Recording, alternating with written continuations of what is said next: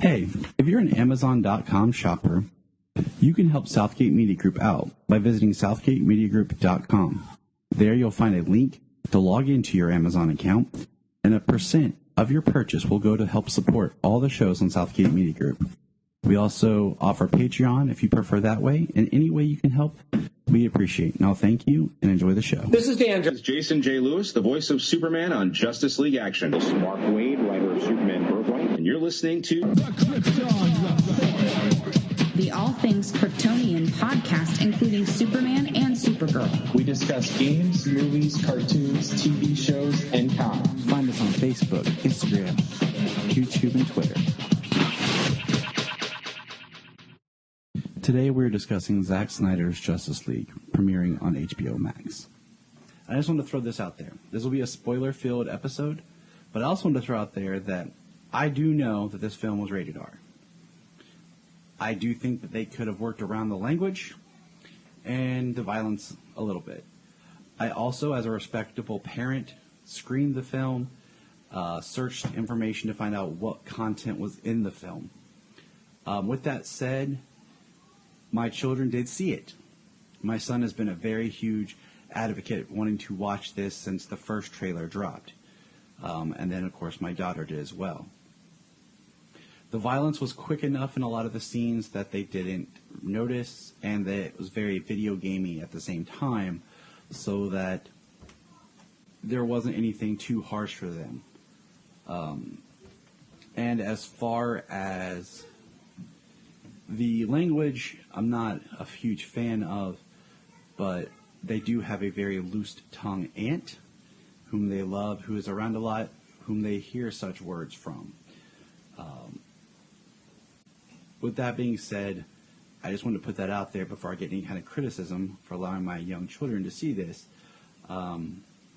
because I do think that these characters are appeal to children, and it's something that should be considered.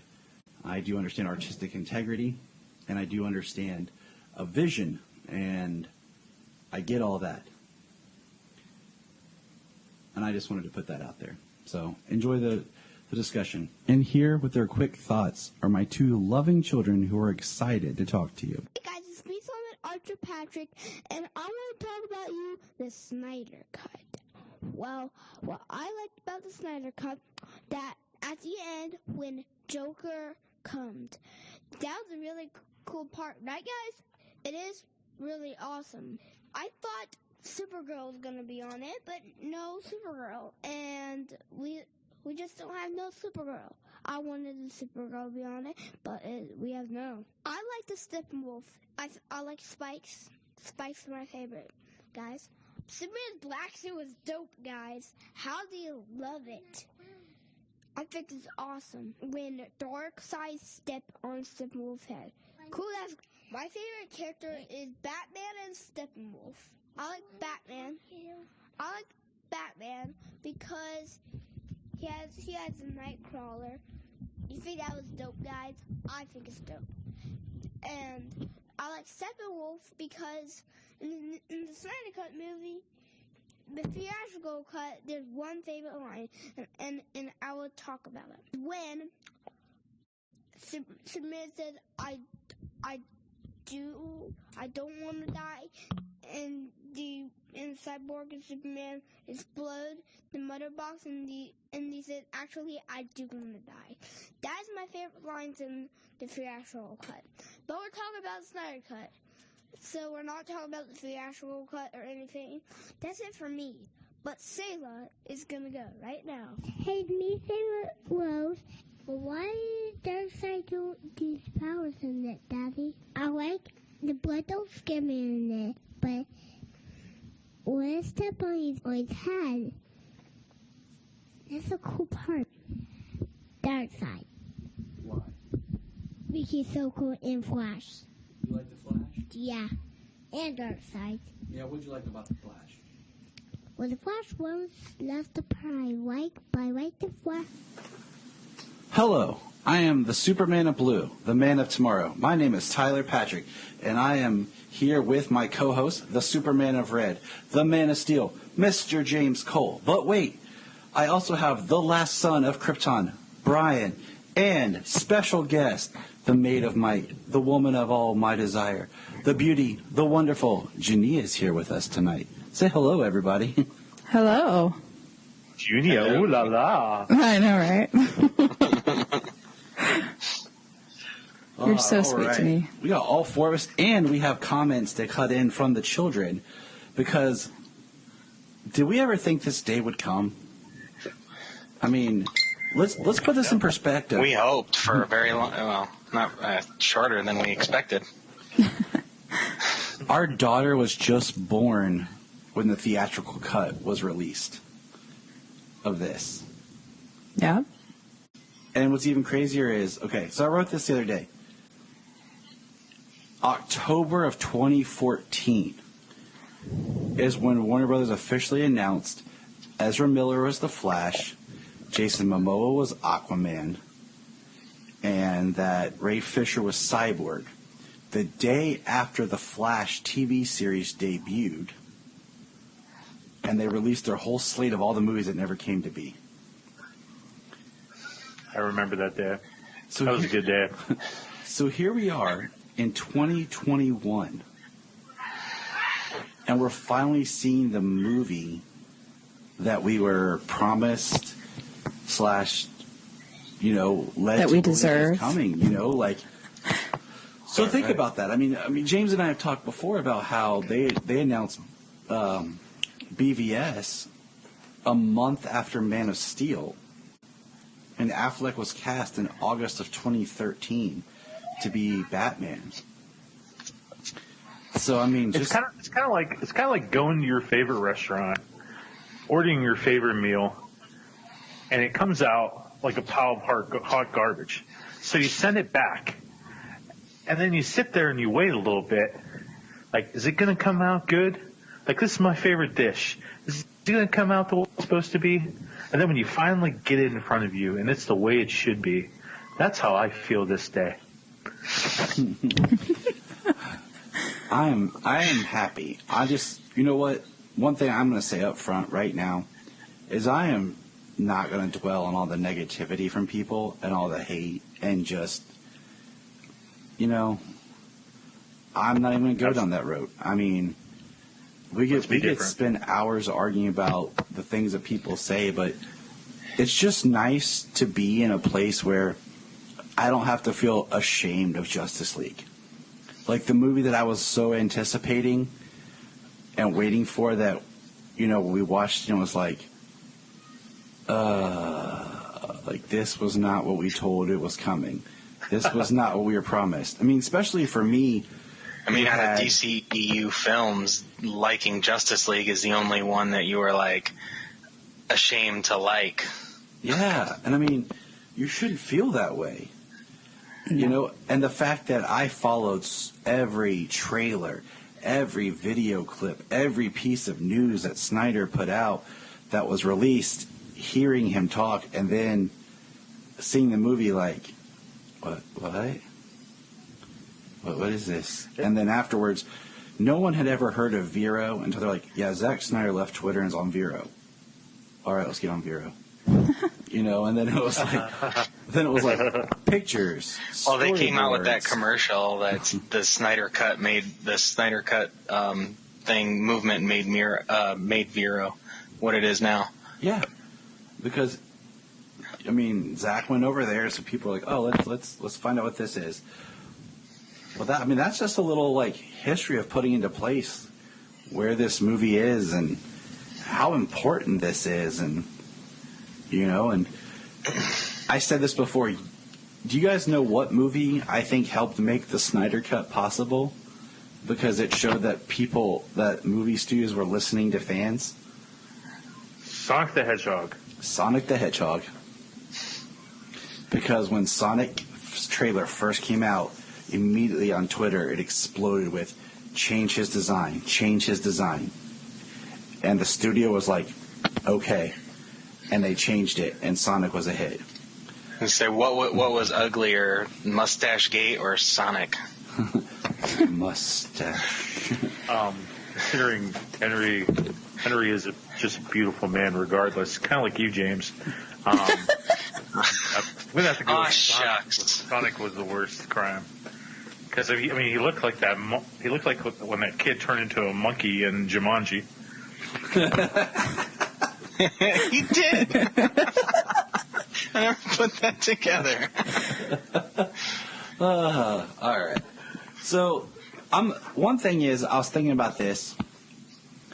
This film is 4 hours, and I give it a little leeway when it comes to, like, people are overcritical with, like, CG and effects and stuff, and I'm like, just thinking about how much is in this film, there was still a lot of work they had to do in post.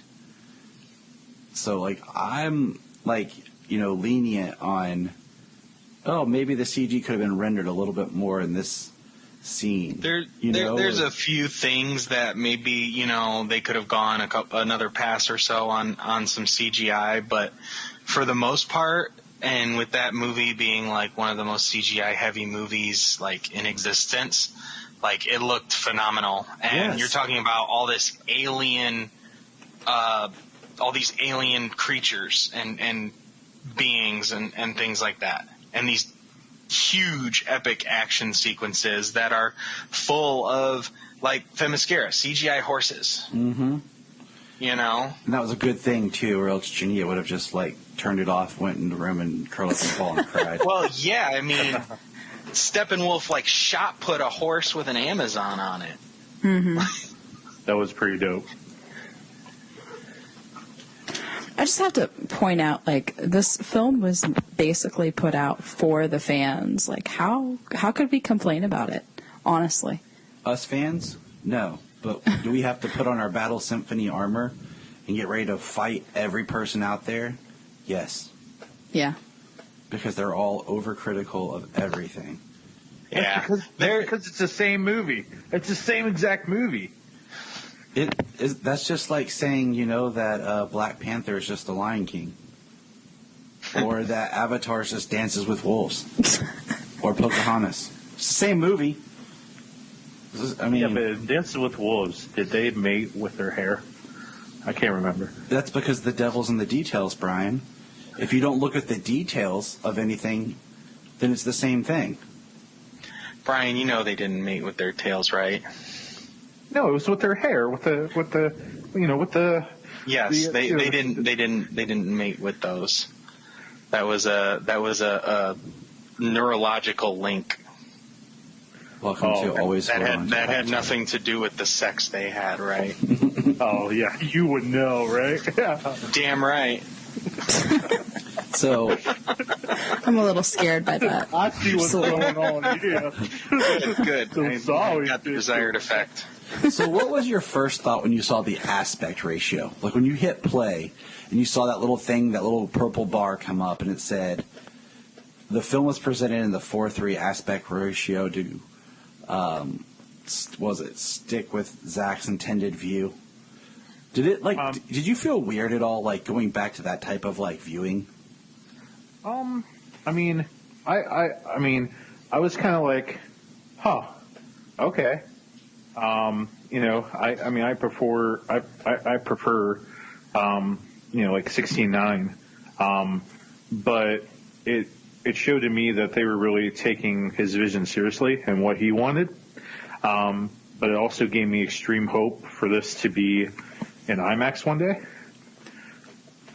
Because that is a ratio for IMAX.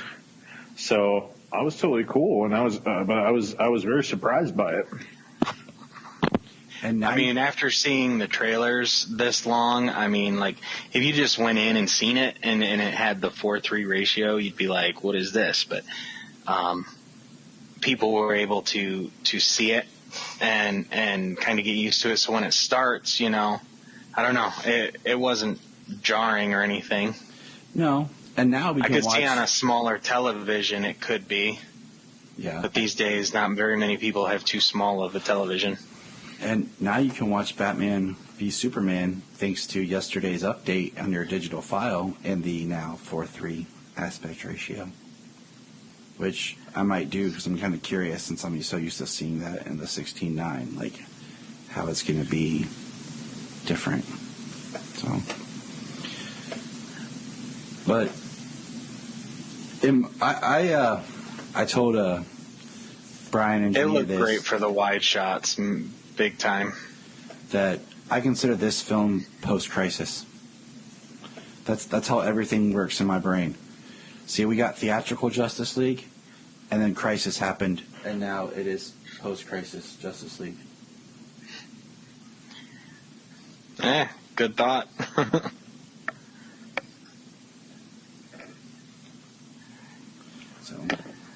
All right, so let's get into this. The film was divided into 6 chapters with a prologue and an epilogue. And the prologue basically starts right at Superman's death. And I thought it takes place pretty much inside that scene if you're watching BVS, where it's just like a giant mass of energy, and it's slowed down so we can see Superman screaming as he dies.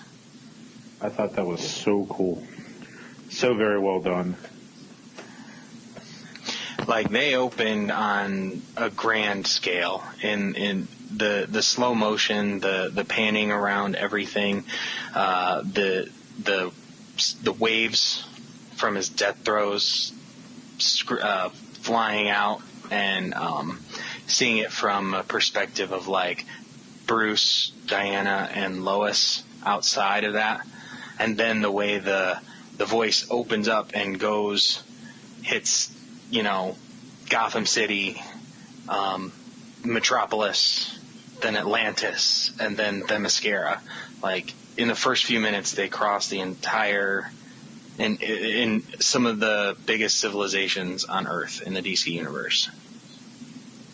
They let you know that, and as Junia put it, what Luther said made a lot more sense. The bell had been rung. Yeah, it's nice to see how that the communion happened as the Mother Box called out when Superman died. Right. It made that seem so much more just tighter.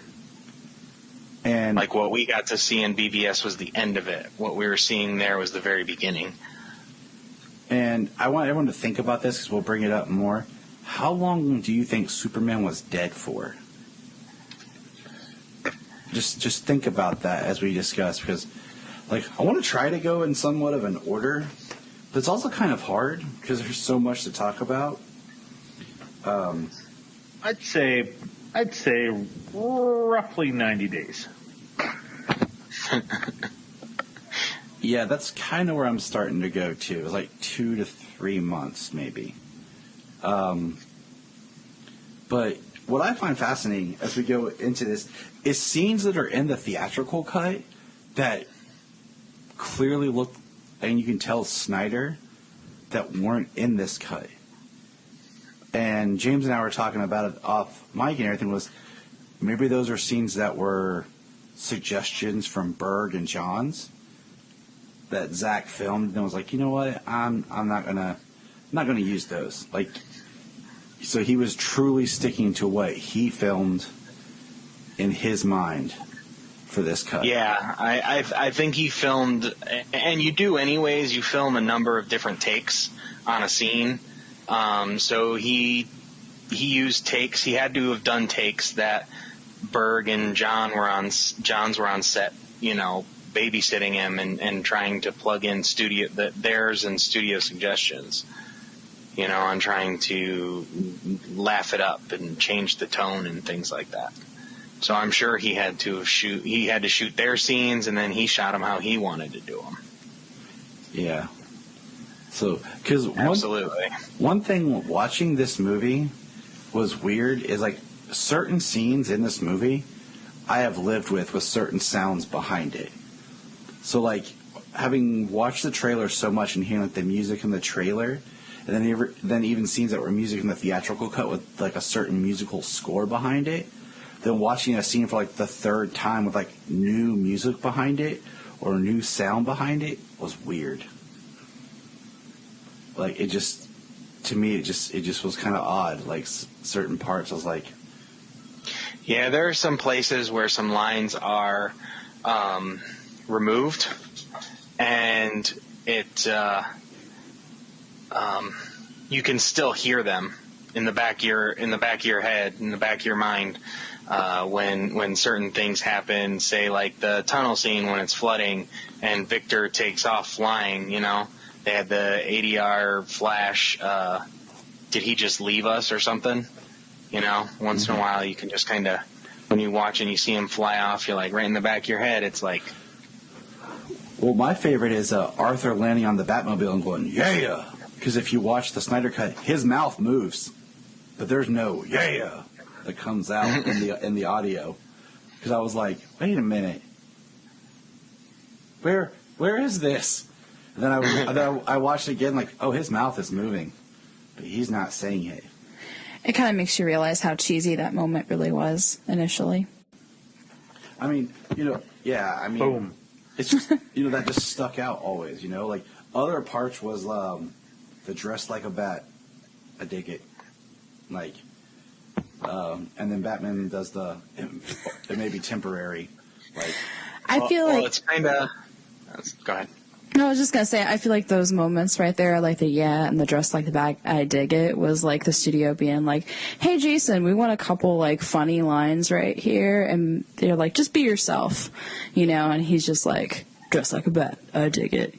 That's Jason Momoa. I don't think he acted this entire movie. Hey, Jason, just be yourself, man. Well, that's what they said. That's what they said about his wardrobe. Just came on set with whatever he was wearing that day. Yeah, you're good to go. Right. Just go out on set. Well, he even said that Michael Wilkinson really included him in the whole costuming process and taking his ideas, and that just proves to me, like, he was like, hey, I like this outfit. What do you think, Mike? Yeah. All right, you can wear that, Jason. Go ahead out there. Thanks, man. Yeah. It's kind of like the studio wanted him probably to be surfer dude because of his, Polynesian background. Yeah.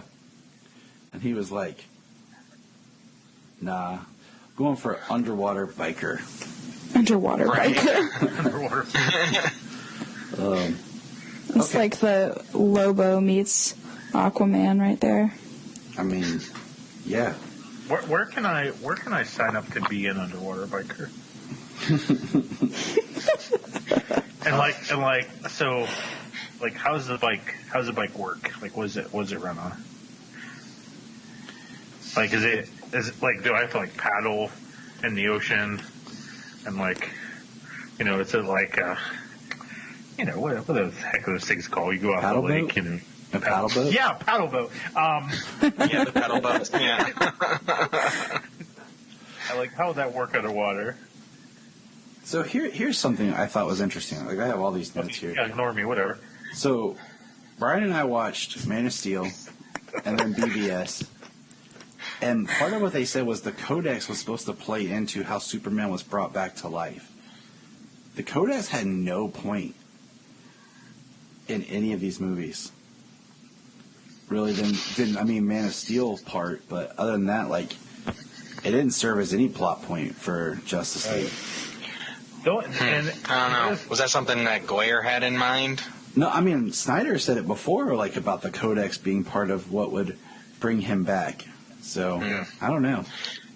I mean, the only thing about the Codex that would have been somewhat interesting to bring back would be who the heck Skull that was, because the Codex, before it gets encoded in Superman's DNA, is just a partial skull. Like, who the heck Skull that is? Yeah, I mean, maybe that would have been like Man of Steel 2 or something, because right. That's what we were saying. We're like, okay, that's definitely a skull. Like, let's figure this out a little bit better and see what's going on with this. Now, I definitely think that there were some things that Snyder had planned for this movie that he decided not to do because they used them in the theatrical cut. Like, I'm really curious about certain edits or beats that were present in the theatrical that really felt like Snyder. But I just kind of feel like maybe he's just trying to do things to be different than what was in theater. because he really wants to separate his work from what they did. You know what really what surprised me, like I really thought it was a Snyder scene, was the beginning of the theatrical with that criminal and Batman sitting on that ledge. It totally makes sense why that was taken out, or why it wasn't Snyder. But I don't know. I kind of like that scene. I like seeing Batman in Gotham, sitting on a ledge, taking down a criminal. Because we're not going to get that Affleck Batman movie that we so rarely deserve, and we really should get. But I like that scene. But it's what it is. Yeah, half that scene was good. Yeah. Yeah, but like them taking it out, I totally it not being in the Snyder Cut, I totally understand. Well, yeah, he said he was not going to use anything that he did not shoot. Right. But the Everybody Knows song, it feels like something Zack would have done, being the Leonard Cohen fan that he is. But because they went ahead and used that in the theatrical, I don't know. It's just could be me speculating. I just feel like he was maybe it was it was a very reminiscent opening of Watchmen, so. Yeah, that's why it felt so much like Zack. I mean, he was probably definitely trying to separate himself from the theatrical release as much as possible. Oh, absolutely. I'm sure he had multiple takes that he could use that were not in the theatrical cut. Mm-hmm.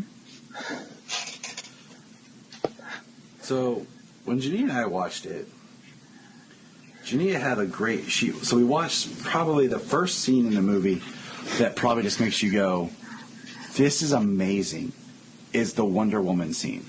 Yeah. And, we have a little bit more with the terrorists going in, and we find out, they're terrorists, and, they say they have no demands or nothing. They're just there to basically mass kill people to make a point, and I wrote in my notes, the terrorists equal death, and, the hope of the world is dead. That's kind of part of the point of the film is the world is hopeless. And Junia and I are watching the scene of Wonder Woman fighting, and Junia, do you want to just comment here of what you were saying?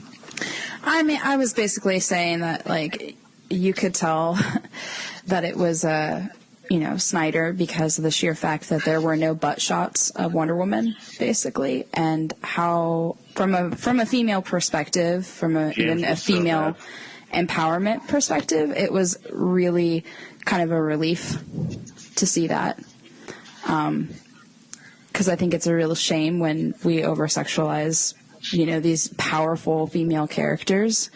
I've hated to see that with Wonder Woman. And, I mean, they've been trying to toe the line with her as much as they possibly can, I think. But I feel like Zack definitely took it to that next level where he respected the woman, Absolutely. I actually noticed just my first time around watching it, I was like, there's not going to be any of those low angle butt shots, and right. So I was waiting for him to see, and yeah, they never showed up.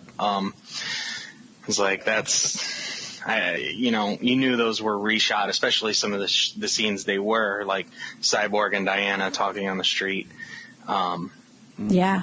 And her some of her action scenes, they just take that low angle just to get right up underneath the back of her skirt.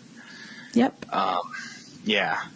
They did that in the theatrical cut, and those weren't in here. And I knew they weren't going to be in here, and I definitely made sure to see that they weren't, to check if they were not going to be in here.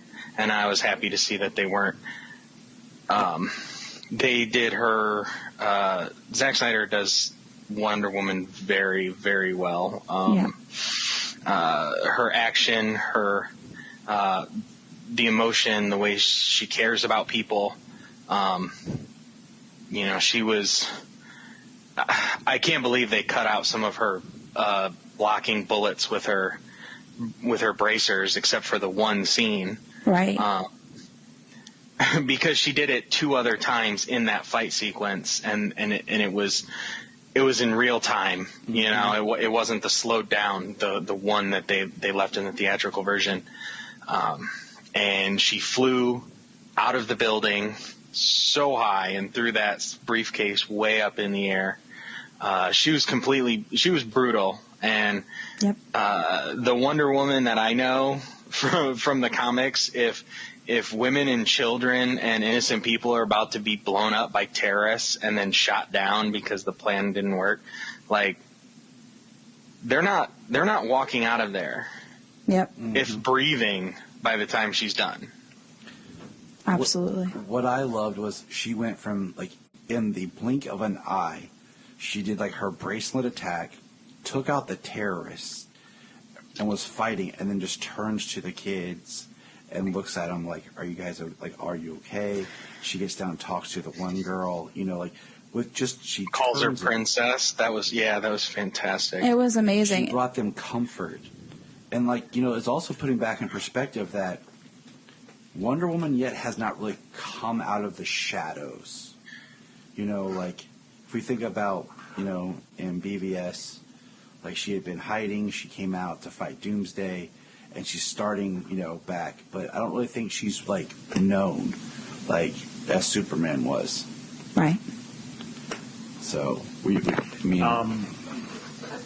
I mean, this is the Wonder Woman that I wanted to see again in Wonder Woman 84. You know, this total badass, but after all the fighting's done, just turns to the kids and is like, "You okay? You doing okay?" And the most powerful scene for me in here is when she talks to that girl, and she's like, "You know, you okay, princess?" And the girl goes to her and says, "I want to be like you." And she looks at her and says, "You can be whatever you want to be." And that made me think how, you know, I don't know if this girl was really a princess or not, or she just called her princess. I think she probably was a princess, and that's why the terrorists were there. I'm not sure. But Diana being a princess, like, everybody told her what she had to be and how she had to act and what she had to grow to be as an Amazon and as the princess of the Amazons.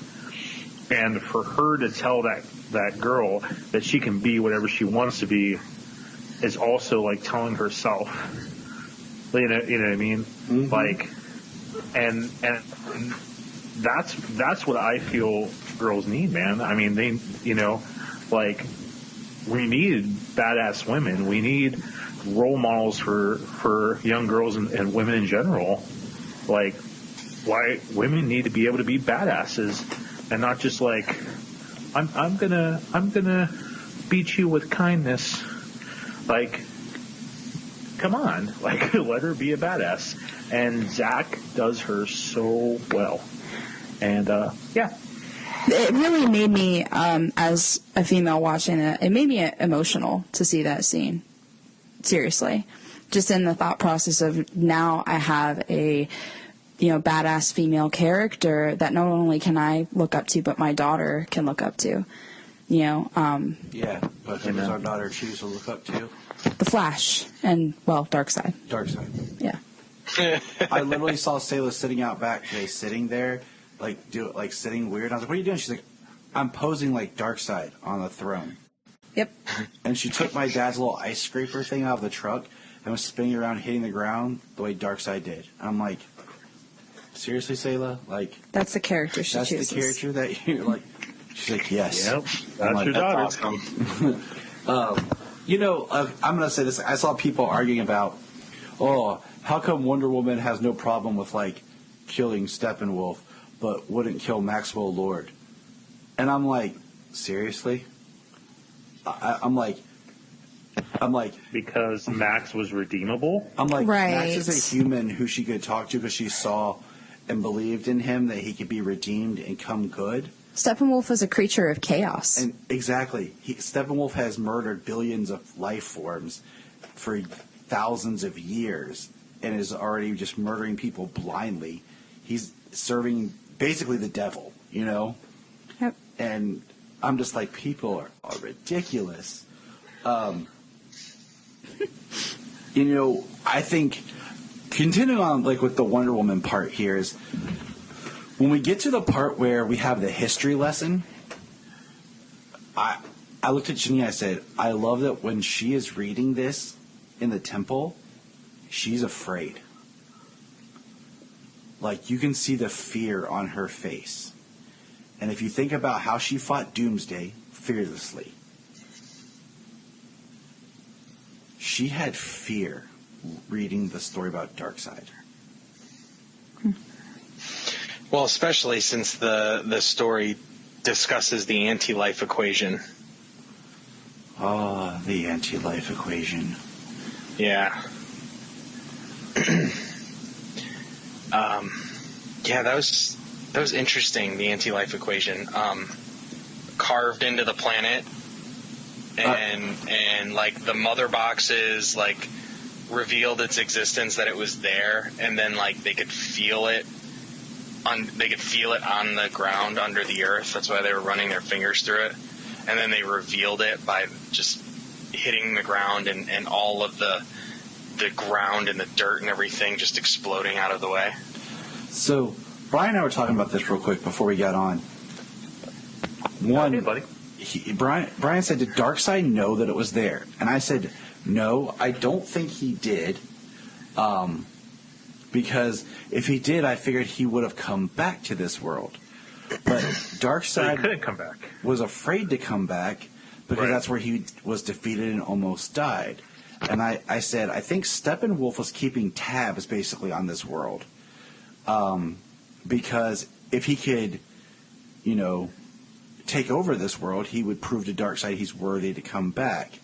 That's why, you know, he invades here. And I'm just like, I feel like the anti-life equation was on this world because this was the world that fought back. You know, Steppenwolf refers to it later, like, as the world that fought back. Yeah.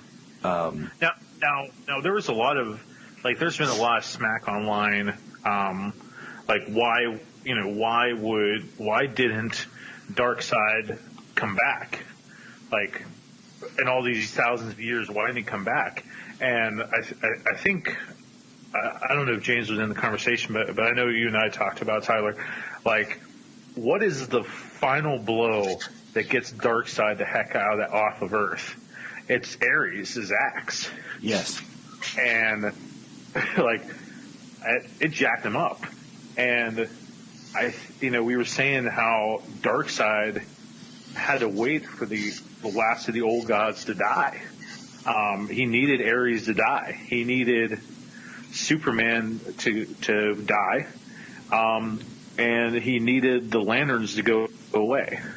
Now, that's still my big question of how many lanterns are there? You know, where the heck are they? And that probably would have been answered in Justice League 2, which I still have faith of happening. But the old gods, they could still defeat Darkseid, and so that's why he totally had to wait.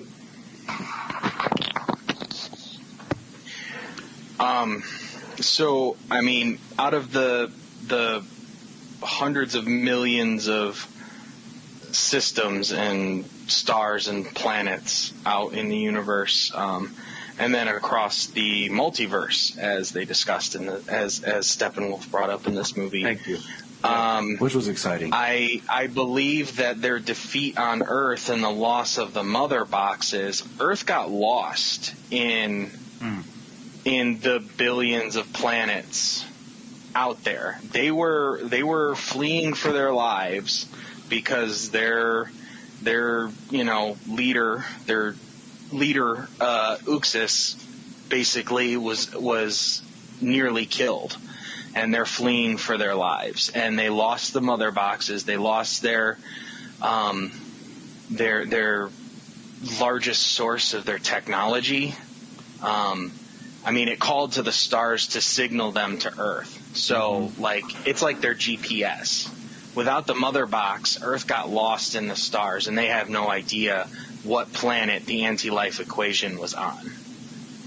And then I believe the betrayal that they speak of is when Uxas was severely injured, was nearly fatally injured.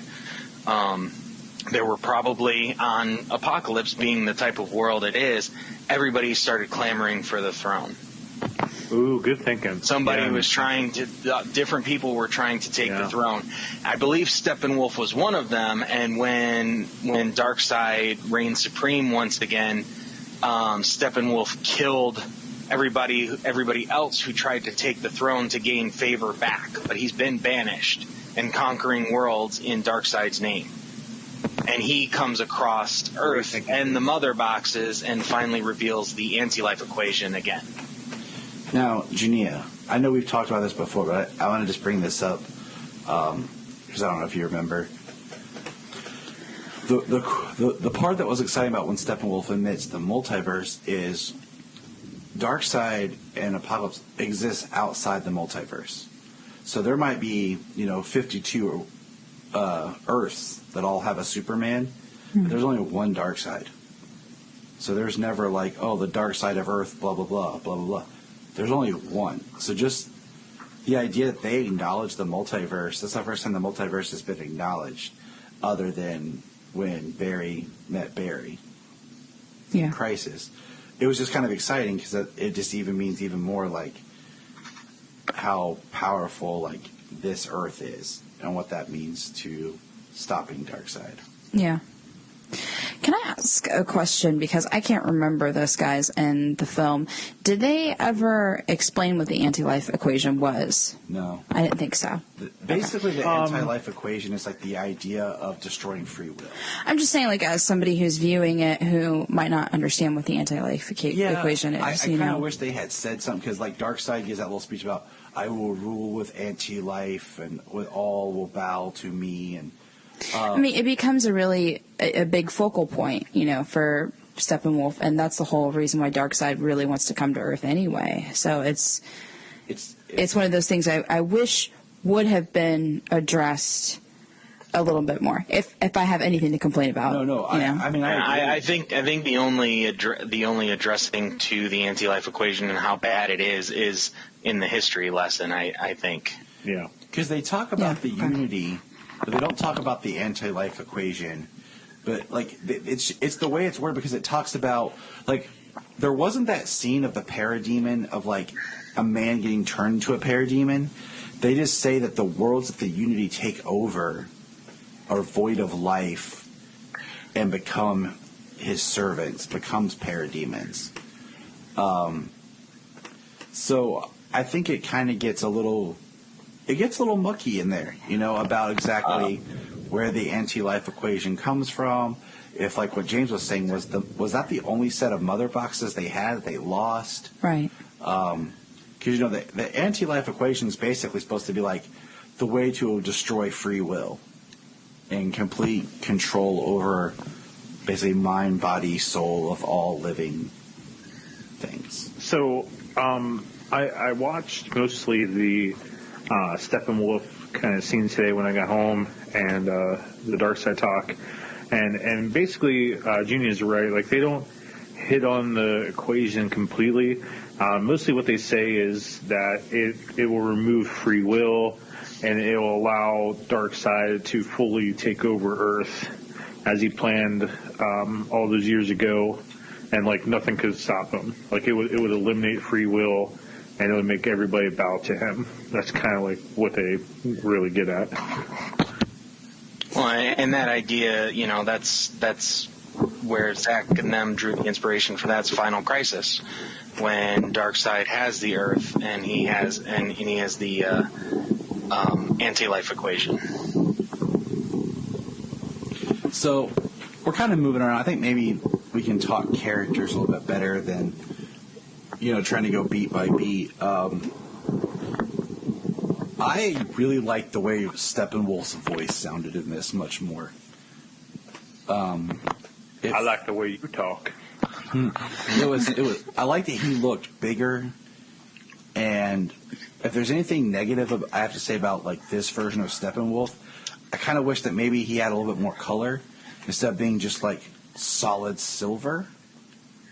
You know, like in his armor, like it was just like one shade of silver, like from a visual. The way his point of armor view. reflected light, though, it was a little colorful. There was some purples in there and stuff. But, I mean, in comparison to what we had before, I mean, can we really complain? No, exactly. Right? You know what I'm saying? Like, Exactly. My goodness. It's like night and day. At the same time, it's scarier and more menacing. And also, there's something to feel even just an inkling of sorrow for him being banished from his home, trying to get back there. Absolutely. And there was one thing that Solomon said that kind of like stuck with me. Right, Ty? Do you want to tell him? He said Steppenwolf's armor, it moves. It keeps moving just like the mother box keeps moving.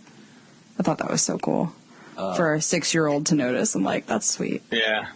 You know, you're talking about the mother box and the Unity. I mean, it's interesting how they discuss that the technology for the Apocalyptan technology and the Kryptonian technology is similar, but it has different properties because it's from different worlds.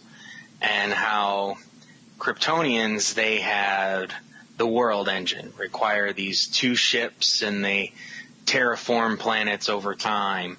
And then the Apocalyptan technology, I mean, that's even more powerful. The Unity syncs up and the entire planet is gone. Well, I mean, if you think about the Kryptonian technology, it's a little bit more mechanical, and the Apocalyptan technology is more, what did they say? That it was, Wonder Woman said it. They said it was so advanced that it seemed like magic. Yes, like sorcery. It seemed like like sorcery. Yeah. Because they called the people who like wield it, they called them mystics. Yeah. And it looks like Desaad is maybe one of the last mystics around, which is their scientists. Mm-hmm. Right. You know, staying with kind of we're in like the history lesson part, because I had some more points to kind of point out, was like I liked it the way to get into the that we learned this way that where they shoot the arrow is in the Temple of the Amazons, which is what calls to Diana, and that it's the arrow of Artemis, and that arrow is actually the key that lets Diana into the chamber where she learns the history lesson. And now the one part that was kind of creepy, if you look at it, is they actually have like David Thewlis's face over top of the other guy's face who's playing Ares. Yes, they did. And it's the original look of Ares, how he was supposed to look in Wonder Woman before they changed it all up. And I feel bad for the actor that thought he was playing Ares. Like, he was like, yeah, I'm Ares. Now, actually, you're just going to be the body. Sorry, bro. I thought it was... I mean, him and Zeus and Artemis, all 3 of those people are jacked. Oh, yeah. I mean, yeah. Yeah, they're all physical specimens. James auditioned to be the body double for Zeus, but they just said, nah. And then he saw who they got and was like, I feel you, and walked out. I did think it was interesting. I wasn't there yet. Rude, Tyler, rude. They point out that the Atlanteans, this was before they descended into the sea, and it was before the betrayal of the Amazons.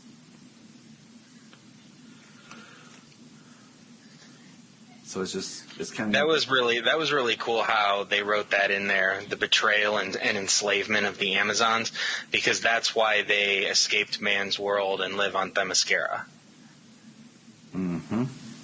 So it just, because it talks about, being the age of heroes, and how that was probably one of the last times that there was that united front, and it was maybe not long after that everything went bad.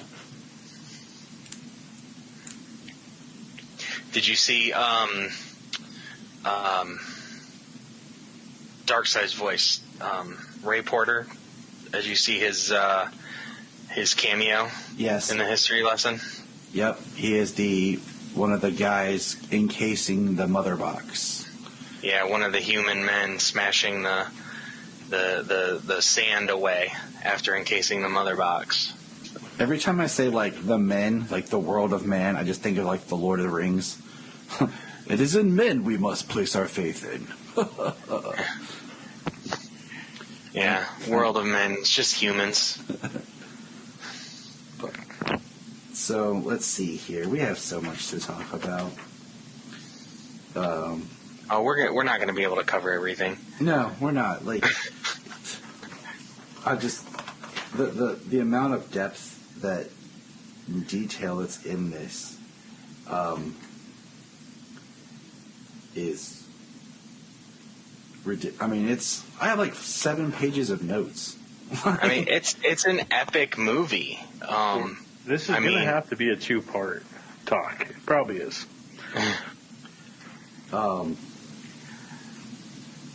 So let's jump into some characters, because I think, like I said, I think going by characters really helps.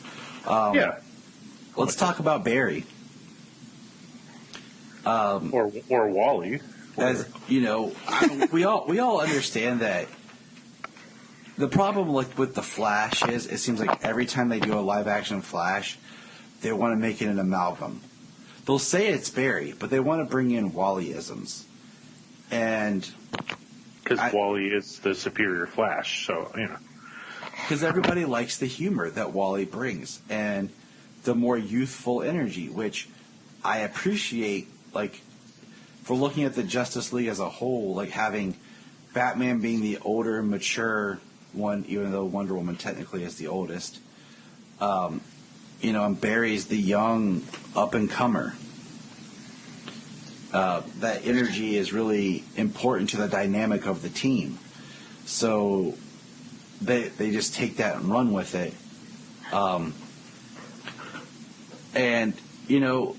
It's still there in this, but he definitely gets more serious scenes. He definitely gets more parts that shows that he is competent and that he has a purpose. Because in the theatrical cut, there is no purpose to his character. I mean, right. Like, other than when he ignites the mother box, other than that, he doesn't serve a purpose for anything. I don't understand how anybody could say that it's the same Flash that we got in the theatrical. Like, I can't. Like, he had no purpose in the Whedon cut. I mean, he saves a family of 4. Okay, whatever. In this one, he turns back time. He's part of, like, everybody. They all worked as a team. Like, and Flash served his big purpose of helping, helping Victor with the mother boxes and with Superman and yada yada. He had a purpose in this. Like, he had no real purpose in the Whedon cut. He's just like, I just push people and run away. That did not happen in this movie. So it is not even close to the theatrical cut. It's a totally different interpretation. Absolutely. I mean, you look at one of the first scenes that you have with Steppenwolf where, where are they? Tyler, help me out here. That tunnel sewer. The bridge and tunnel? Yeah, absolutely. So you have that scene where in the theatrical release you had Batman looking over at Flash and basically like save one.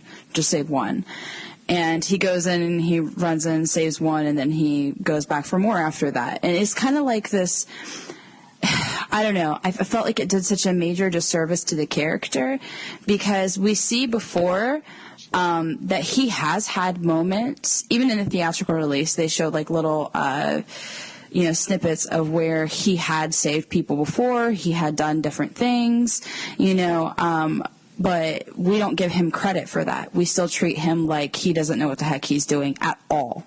He has the Flash suit. for God's sake, when we meet him. So to have this release, the Snyder Cut here, where he's actually taken more seriously and he's a part of, the whole plan to save these people, it's much more impactful on the character. It actually does not, make him look like he's weak or unimportant, Yeah, like you said, he has the Flash suit. Barry's a genius. He knows what he's like. He has the suit. And he has it for a reason. Right.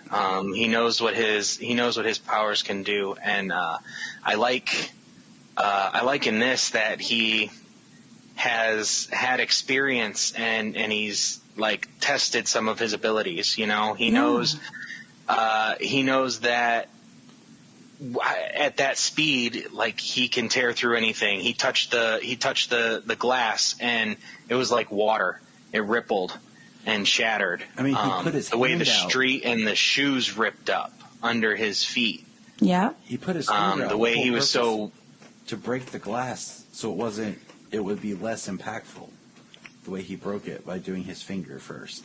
He studied in this. Like, he knows what the heck he's doing. And, I mean, it's such a sad thing to see the major difference. Like, he's basically treated like a child in the theatrical release, where it's like, oh, we got to make sure that Barry's got his training wheels on. He doesn't know what the heck he's doing.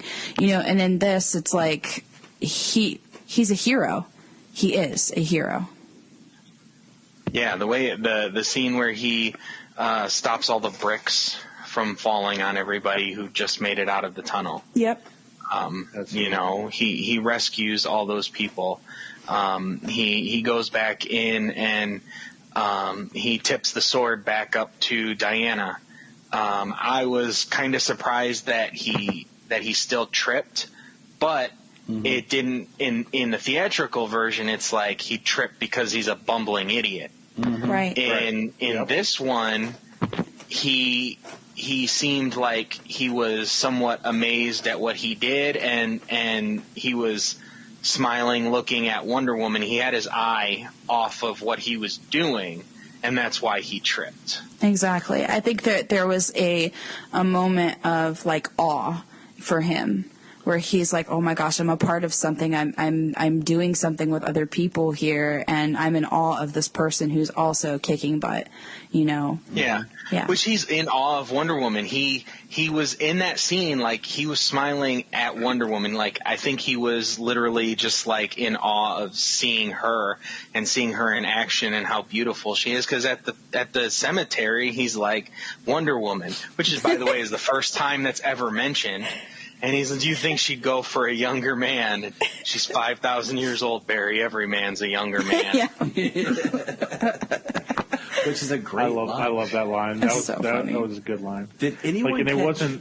it wasn't this overly forced humor. Like, No. It was just a genuine conversation between, the two rookie heroes, if you will. It was very organic. Yeah. Right. We saw that, you were talking about Barry being a hero. We saw him stop Captain Boomerang. It was quick, but we saw that leading up to an idea of who this Flash is. Mm-hmm. But did anyone catch the line when, Victor jumps to stop Steppenwolf, then Batman jumps down, and the Flash is down there and he's moving around, and he takes up the paradigm and he says, "This, what's he say? Like, this isn't a plan. Like, we're not working together or something. Like." Yeah, he said, this isn't doing it together. Yeah, like, he's showing, like, Barry's a team player. Like, he's not trying to be showboat. He's not trying to be the one, like, to lead the charge. Like, he's very much like, all right, I'm going to play on this team. Like, cooperative. I think we see him, what's interesting is we see him get shot in the leg, and we see how it slows him down. Okay, right there, when they're all getting back onto the Nightcrawler, which helps play out later when we see what happens. Yeah. Mm-hmm. And then, like, the next time we Barry does something, he's kickstarting the mother box. And so Bryan made a great observation in this part, because I was trying to figure it out in one respect, because if we take a step back to BVS, when Lois drops dirt on Superman's coffin, the last shot of the film is his coffin, but we see the dirt start to come up. Okay? Now let's jump to Justice League. We see the mother box. Barry's, he's waiting to go. And Victor says no. And Barry said, go. And then he runs. And we see the mother box hit the water. Yep. And the picture go in. And then Barry's coming towards it. But then we see it start to come up. And, my first thought was thinking back to that Batman scene. Or, the scene in Batman vs. Superman with the coffin. But then Bryan said, before Barry runs, he talks about getting to that point that it's dangerous because time moves. And that it was actually Barry manipulating time that pulled the box up so that he could touch it right at the moment he needed to when it hit the water. Yeah, he that was a moment that he subconsciously manipulated time. That was what he says is that he when he could generate enough charge to kickstart to wake up the mother box if he were to run at almost the speed of light. He doesn't like doing it because things happen to time. So like the time reversal, to me, that was like, it was a foreshadow that we then get paid off in the end of the film. Exactly. And it's subtle. Like I'm saying, it's subtle if you're not really thinking about it. Because he had to build up the charge. He had to approach the speed of light, which is what he said, and then in the end, he's like, "All right, got to do it. Got to break the rule and run faster, far faster than the speed of light." So, we have really great little moments with Barry, like when he's talking later. He's talking to Aquaman, and he was snacking, which I love when they always show the Flash eating. And, they talk about what Cyborg's about to do. And it was a nice little character beat. Same thing with when he, from the trailer we saw where he's talking to Bruce about, we can only assume that he's won on all these other worlds. So I still want to admit that how much I love Billy Crudup and Ezra Miller as father and son. He could totally be his father. The first scene still is amazing, but the second scene is even better because I love the line. There's two lines that get delivered really quickly. I love the line from Henry. He says, "I taught him nothing. He knows." And then he's getting excited, and Barry says, "Calm down, Dad, before you get maced again." Yeah. Oh, I loved it. I like that they still had the I'm a black hole of snacks. I'm a snack hole. I like that they still had that in there. Because it seems organic, like he's just talking. And the one thing is, if you think about it, Barry talks and moves because his brain is thinking so fast. He's ahead, and that's, if you look at his apartment, it represents... Yeah, that's why he's got so many screens on at once. This is a good... you definitely understand this, Tyler, because that's basically you. Yeah, Junia looked at me and when we were watching it, and how are we going to do that? And Barry goes, with the power of love. And she's like, Tyler, that's you. Yep. That's exactly what you would say. And I'm like... But the screens, the multiple screens, the constantly talking 20 billion miles per minute, that's you. Yeah. Yep. All right. I don't think Tyler and I have ever actually finished the conversation. It kind of just moves on to the next topic in a matter of milliseconds. And I'm like, oh, okay. That's just what we call the flow of conversation. With Tyler. With Tyler. There is no, with Tyler, if God is the Alpha and Omega, or in DC Comics, Darkseid's the Omega. But anyway, Tyler's that section in the middle that's constantly just. It has no beginning. It has no end. It's just going to the next thing, the next thing, the next thing, the next thing, the next thing. I mean, there's a conversation that we started in 2018 when we met that still hasn't ended. It continues, it grows, it's on pause. It's him. I mean, that's just who he is. And, he's freaking Barry Wally Allen.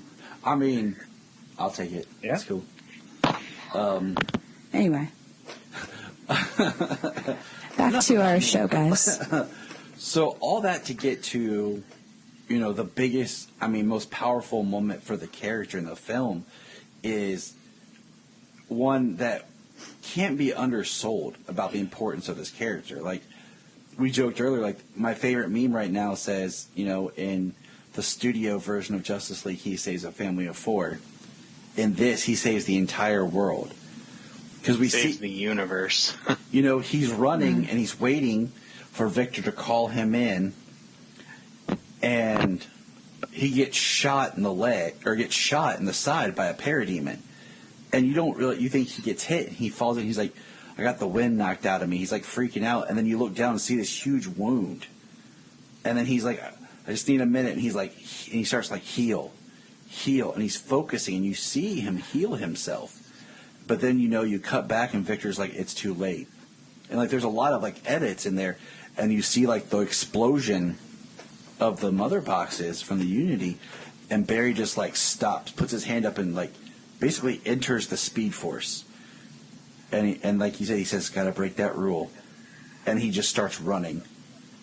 And he's talking out loud. He's talking to his dad, and as you see him running, it's like reversing time as it's fixing the work, like everything behind him. And we say because we know from the comics, like, enter the Speed Force and everything, but I feel like the way that they probably discussed it was like because Zack would have talked about like the more real world aspect of it. Like, we say he entered the Speed Force, but it's like his perception is so fast that in that whatever smallest increment of a second, he just all through his head, in his head, like, that's it. Made this decision and just went so fast. We see it in slow motion, but it's him and the way he responded to what happened. Like, it just happened. He knew how fast it happened, and he was able to percept and move faster and start to go back in time before he was obliterated. And I love how he's like, Dad, I just want you to know that your son was one of them, one of the best. Like, and he does it, and he pulls, and he runs. It's neat because then he runs and like reverses everything and connects with Victor and everything like he's supposed to, and it's just an awesome scene. Like, it is extremely powerful. And I thought of this, and I kind of felt funny. Like, I had never thought of this before, and I threw it out there. We find out that Barry just got a job in a crime lab. His first job in a crime lab. So here's my question. This Flash's origins never really explored. How did he get struck by lightning? It's always like he worked in the crime lab, he was hit by lightning into chemicals, even with the particle accelerator. So it makes me more excited for what they could do for the Flash movie. Like, I can't believe we didn't even notice that. And it's probably because in the theatrical we were just like, man, this ain't the Flash, man. This ain't the Flash we know. This guy's pathetic. And then we're just so excited for the Snyder Cut, and we're like, oh, man, this Flash is really great so far. And we didn't think about it. And then even subtly, like him running at the end, like he does like almost like a swim, kind of like hands back, like he's just enjoying, he's at peace. It wasn't that awkward running that he did at the theatrical, like the feety running. Yeah. It's kind of like the running like that was when he was running back in time, like he was throwing his hands out forward to even just like throw himself that much more forward every time he, took a step. Mm-hmm. So next character, who do we think? Let's go with Uncle Jason. So Arthur. Arthur is fun in this movie because he's a little bit more, I want to say rough, like a little, and then like you get moments of his softer side. He's a bit of the voice of reason in this movie. He is. Like when he's saying, "Don't resurrect Superman." Nope, don't do it. And I thought that was interesting because you would never really think that Aquaman would be the voice of reason.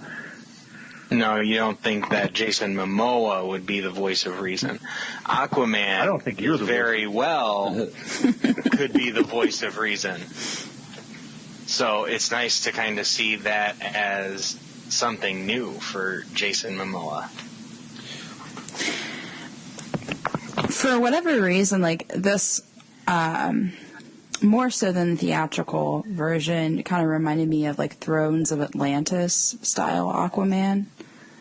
Like the beginning and just like his characterization in the beginning of Thrones of Atlantis. I think it's kind of cool. Yeah, like this seems like a point like after he found out his mother was sacrificed to the trench where he started to distance himself from anything Atlantean. So, he just does what he does, helping people, taking fish to the village, helping the guy who's getting shipwrecked in the storm. And I like that they didn't use that as, let's throw in a line where you can't see a guy's face talking about it and a little bit of green blood to get Aquaman to go down into the water someplace. Yeah, kind of alluding to the parademon attack. Yeah. Because he even says he didn't judge the storm, or he said next time respect the tell storm. Him to respect the storm. Yeah. Yeah. And, I was explaining to Solomon as we were watching it, I'm like, buddy, you got to look. Everyone there is wearing coats and sweaters, and this guy comes in soaking wet from the water, just wearing a tank top. Yep. I'm like, it just shows his Atlantean skin, it doesn't faze him. Cold. It doesn't faze him. It doesn't bother him. His body's made for the chilly depths. Speaking of sweaters, that chick that sniffed his sweater, he knocked her up. My mom watched that part, and she immediately after was like, I can't say I wouldn't do the same thing. That's probably why he goes back to that village every winter. See, that's what I said. That's what I said to Tyler. Like, and Peter's David's Aquaman, which looks very close to Momoa's Aquaman. In his early days, Aquaman is kind of like in the Arctic around Alaska and stuff. And he meets an Eskimo lady, and he sleeps with her, because he's Aquaman. He's kind of a man whore, and Peter David's Aquaman. And he gets her pregnant. And like 18 years later, all of a sudden he finds out he has a son named Korvac. And he takes that son to Atlantis and kind of shows him things going on. And I just thought that was an interesting scene. Like, I mean, all the women are singing, maybe he slept with them all. But there's that one chick sniffing his sweater, like when's he going to come back? He smells beautiful, or maybe he smells like alcohol. I don't know.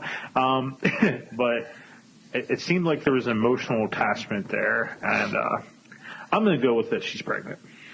I mean, there's probably an emotional attachment there, even just for the sheer fact that he comes to save the village, and bring them food. That's just, me putting my, 2 cents in there. He's But like I can see that dude too. who comes out of the water, you know what I mean? Like, you'd be sniffing his sweater too, Brian. yeah, that's the point here. Yeah, I would. Yeah, I would. I really like. Does it have his DNA on it? Can I sell it? Like, I like that we don't get that shot of him like jumping backwards into the water. He almost pulls a Batman on Batman. Like he goes out in the water, then just disappears. Yeah. Yeah, I love how he disappears and it's just a ripple. It's not a splash and it's not a through the water. He literally disappears into the water with a ripple. I love it. I thought it was so much more, just tasteful, It made it more mysterious and mythical. Yeah. And then, we see that he goes down to that, I guess it's like a temple or monument of Queen of Atlan, and then Volko shows up and says, "You come here often," and he says, "I like it because it's peaceful." And I think it's just like an ancient ruins. Yeah, because it's Volko that makes the thing about the watchtower, where the mother box is kept, and then, Volko gives him the speech of, pick up your mother's trident, and he's got the armor there with him. And a much different looking Volko as far as, like, he's wearing armor and his hair is down compared to, like, the slick back that we see in Aquaman. It was nice to see Volko, see good old Willem. Yeah, it's good to see Willem Dafoe. And we see Arthur just do that, like, he just steps back, rejects Volko. He calls Atlanteans superstitious people. Blowhards? Is that what he calls them? Yeah. And, you get to really see more of how his perception on Atlantis. I like how he said, when he talks about the surface world, he says, they don't call me king up there. Mm-hmm. Yeah, he's like, they don't call me king of the land. So I like how, with Aquaman, with Flash, they give us just a little bit of who they are and what they are to allow their solo movies, those stories to be told. They're not trying to tell us the complete story of these characters. Yeah. And speaking of Aquaman and stuff, and at that point we're seeing the conversation with Volko inside the air bubble, and they're talking, and later we see Mira talking to the soldiers, and they're making like what would be like dolphin or whale noises, fish noises at each other, and like they had discussed like that English, can't be like spoke underwater, so they talk a different way, like they would underwater, and they need the air to speak English like that, and it helps to and it's for the audience, Mm-hmm. And then like we see Aquaman and they just speak underwater. It's kind of like in the comics where you get the asterisk and it says translated from whatever made-up language or real language from around the world or the multiverse, and it's still in English, so you can read it. So you can easily see that that's almost you could put that into Aquaman, and they're just, instead of even showing you, they're just talking. Right. It's translated from their Atlantean speak underwater. Because that is a good rationale of working, because like the only one that kind of threw me a little bit was you have the Atlantean guard who comes into the air bubble and says something to Mira, because in Aquaman the film they mentioned that only like highborns or whatever can speak the air, but we don't know enough about that to even say that guard maybe wasn't highborn or whatever. The only thing that contradicts is the fact that Mira states that her parents, plural, died. Yeah, when her fathers and... and then Aquaman, of course, we meet her father. But, that's minor. things with how. Yeah, so not any real contradiction there. And when Justice League was shot, the Aquaman wasn't in production yet. They invented new technology to work with Aquaman, to do the things that they did in Aquaman. So that technology didn't even exist when they filmed Justice League just a couple of years earlier. Yeah, I mean, we know that Wan and Snyder had conversations, but once again, this is Snyder putting in what he wanted, not really caring how it fits into the rest of everything else that's come after. So we get the great scene of Arthur showing up and, saving Mira, fighting Steppenwolf. And then I love the shot of when they're in the tunnel and the tunnel pops and you see Arthur in the water before he comes out. And does. I love how he's just floating in the same spot with all of that water rushing by. Yep. Like it has no effect on him. And then we get the awesome shot of him swimming like on top of it to get ahead of it to, come down and stop it.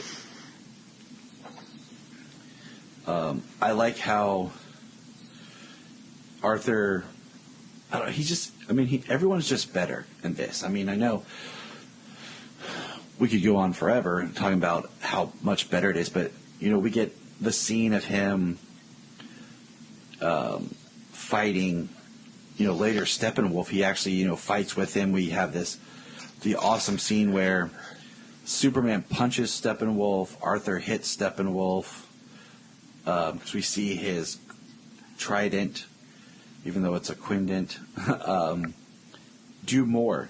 Like when he hits some parademons and stuff, like we see more out of his abilities. Like when he's fighting, just what's the line he says? It's like Wonder Woman, Cyborg, and Aquaman, and he says to Barry, he's like, "You do your thing, we got this."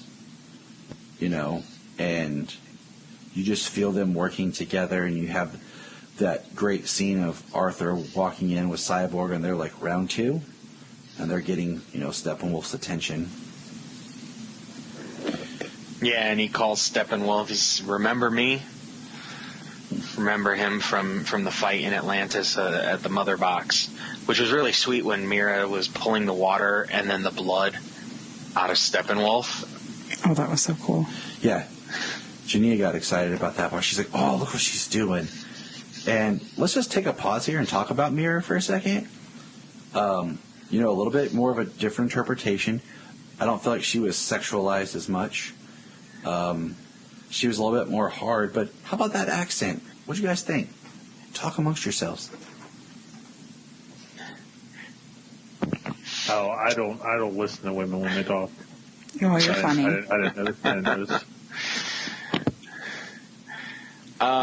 No, I don't know. It wasn't very strong, so it didn't bug me the way I've seen people say it has. It wasn't a very strong accent.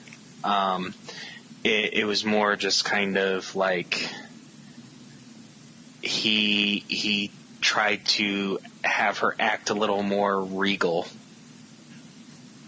Like somebody from royalty might. I didn't even notice it until the end. I'm not even going to lie. The epilogue. Like, that's really when I noticed the accent. And I think there's a reason. Okay, I don't want to jump ahead, but I really feel like the epilogue nightmare scene, every bit of that footage was new.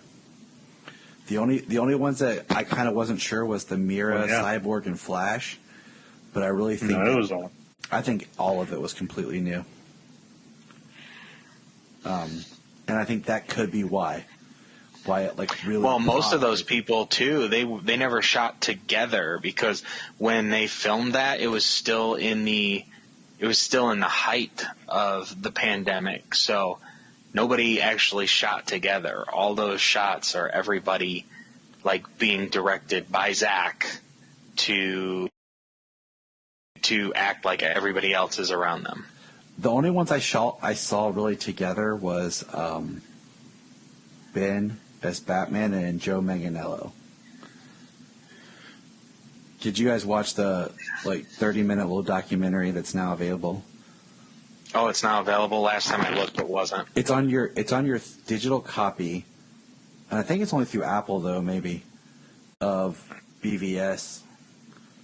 Because I watched it and it was showing Zack filming Batman and Manganiello, and then it cuts and you see Leto, but there was a shot of the two of them together. So that's when I was like, okay.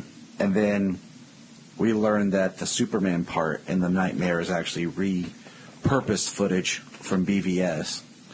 Yeah, when he comes through the ceiling to save Lois, and when he looks up, they just lit up his eyes. So that's when I was like, okay, so I don't think any of this is original. I think all this is new. So that could be explained why we have Mira in her lovely accent. What's interesting when we bring that up, the Nightmare timeline, in BVS, Batman has the Joker card on his gun, and we find out from this that it's from the truce that they make. Mm-hmm. During with what they have to do. Well, in the Nightmare scene that Cyborg has in the ship, there's added stuff to that scene, especially over the Hall of Justice, and the Joker card that's flying is torn in half. So at some point that truce ends. Yeah. And I was wondering if it ended by Batman, or not, because I feel like it wasn't. Because if you think about the card being strapped to his gun, and then in that Nightmare we see him in BVS ends with him being taken prisoner. And what I think is interesting and pretty much being killed, and then in that scene, Superman's got the cowl in his hand. What I think is interesting is in the Nightmare scene, Superman's back in the blue costume, and this ends with him in the black costume. Just think that's interesting, but we'll get there. So Arthur, I think the last really great thing with Arthur, big is he gets to spear Steppenwolf. And we had been teased this image before, but he, shoves his Quindent through Steppenwolf and lifts him up. Very Vlad the Impaler-like, It's pretty awesome. It was. All right, Junia, you pick. Which character we discuss next? Let's do Batman. All right. Bruce, our kind of lead as he's navigating this film. I loved Batman even more in this movie because, this was Batman. This was Bruce coming back to humanity. We got more Bruce and Alfred. We got Bruce as an optimist. Even in he's got a great arc through BVS into Justice League through the two movies. We see him at the beginning, and we get that the scene where he meets Arthur, and I love that. Very very Bruce Wayne like he shows he can speak Icelandic also. He's just kind of playing dumb as they're talking in their language. He's like as if he doesn't know what they're saying. I loved it. And then he just pulled out $25,000 and gives it to the village. I mean, I love that Arthur takes it and then hands it to the kid to give to the village. Did he take it? I thought Bruce held it out, and then when he lowered him down to the ground, the kid just ran by and took it. Okay, then I just looked at it wrong. I thought Arthur had it in his hand and the kid took it. No. But, we see Bruce on the helicopter with Alfred talking about how they found him. We'll see what happens, I like the idea that Bruce is trying. He's trying to find these people. He's trying to bring a team together. He knows that something's coming. Because Alfred even says, it's been a little bit of time, since Luthor's warning. Nothing's happened. And... Well, Bruce has become... He's went from a lost man with no faith in people, no hope for humanity, no hope that people can change, that, he became cruel. Like, Alfred said it best. I mean, that line summed up the whole Batman arc there, in Batman vs. Superman. Now Bruce is a man of faith. He's having faith in people. He's believing that people can get better, that, he's realizing the things that he has to do now. He has to put this team together. There's bigger things than Gotham, Mm-hmm. and as I've watched the Snyder Cut a few times now, going back and forth this evening, if you go back to the very beginning of the Snyder Cut, when Superman dies, they show Batman there, and maybe I'm just crazy, or maybe it's wishful thinking, but they do the close-up of Batman's face, and you almost see him, like, he kind of almost looks teary-eyed, like when Superman dies. You have to go back to, like, really the very, very beginning. But you see this whole change in the man, and that's why Batman's arc is just awesome, and I just love Affleck's Batman so much. I like Affleck's Batman so much. Jeremy Irons as Alfred, possibly even more than Ben Affleck's Batman. You have him asking about Luthor's warning, and they know Bruce is looking. He's looking for this. He's trying to put the team together, and he's looking for this threat. He's looking, but the places that get hit, the world is divided, like he says. Nobody works together, and he hits Themyscira and collects a mother box. Nobody knows. Nobody in the world knows except for Diana, because they signal her. Atlantis, the only person who knows that they may have had contact with Arthur. Like, he would never know if he had no contact with Arthur. Mm-hmm. He's looking, but this all happens, like, right under his nose, and it would be all over if he didn't try, if he didn't make these alliances.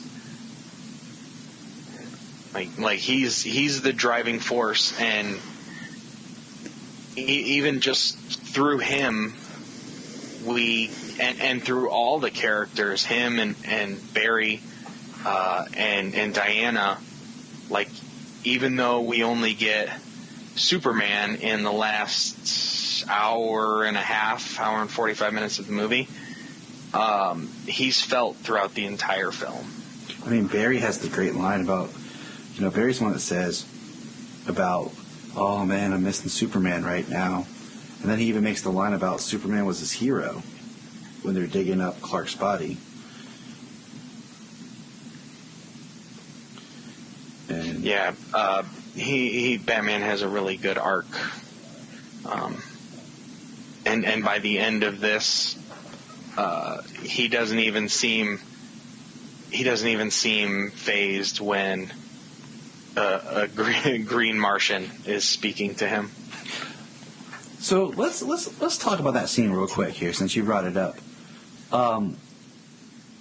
The scene description is like in this, when they originally were pitching it, was supposed to be Green Lantern. Like, it was supposed to be, I originally read like Kilowog and Tom Ray, and it was going to help lead into Earth's. That would have been nice. When do you guys think that was filmed? Because Ben looks very, like, thin and different in that scene. Do you think that was part of the additional photography? You mean with Martian Manhunter? Yeah. I feel like it is. Ben for a while there he was losing weight for a role. So he was getting really thin. But considering how Ben Affleck had looked over the last few years, on and off, even though he's looking thinner, he's looking healthier. Yeah, because, I mean, when they did the Justice League reshoots, he looked bloated. Because that's when he was, like, in the thralls of his alcoholism. And you can see it on him. And, yeah, he just looks really thin there. That's why I was like, I wonder when it was filmed. But it was a good scene. Like, you know, it definitely sets up for a sequel, you know, of, like, Martian Manhunter being more active. Like, because we got two scenes. We got that scene, and then we got the scene where he poses as Martha and goes to Lois. And that was a really great scene. And it's kind of sad in one respect that it really wasn't Martha that was connecting with Lois. See, everything, yeah, I mean, it was shot before, and it was probably perhaps intended to be Martha when it was shot, but then he had the idea to change it. But the way the lines that were delivered, and since it is Martian Manhunter, I mean, the lines that were delivered, he had to know, like, what was going on with Martha and what was going on in her head. Like, he had to have used some telepathy to get an insight into her to be able to convince Lois, I feel. Yeah, I mean, I agree.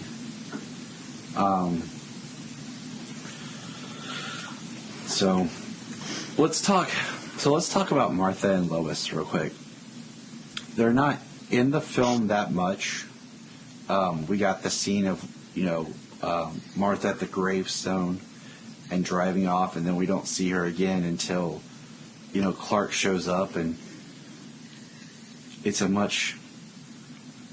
I told Junia, I was like, I wonder what Lois said on the phone to get Martha to come. Like, did she say, hey, your son's back, or come to the farm quickly? Like, because when she pulls up, like, I'm like, man, like, how would you be as a parent? Like, hey, your son's back from the dead. Hurry up and get over here. I don't think you could really say it over the phone personally. Like, no, I feel like it would have to be like, hey, I need you to come here, like, right now. Because otherwise, I mean, I don't know. She looked confused when she first walked up, and then it, like, dawned on her, you know?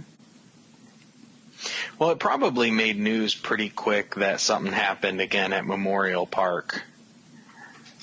You mean not that we saw any of it, but, you know, I assume that would probably make the news pretty quick.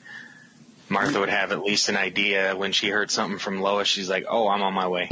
I don't know. I mean, it just kind of depends on the situation. Of course, you know, it being in the middle of, like, a big, you know, city like that, obviously it would probably get some kind of, you know, noticing.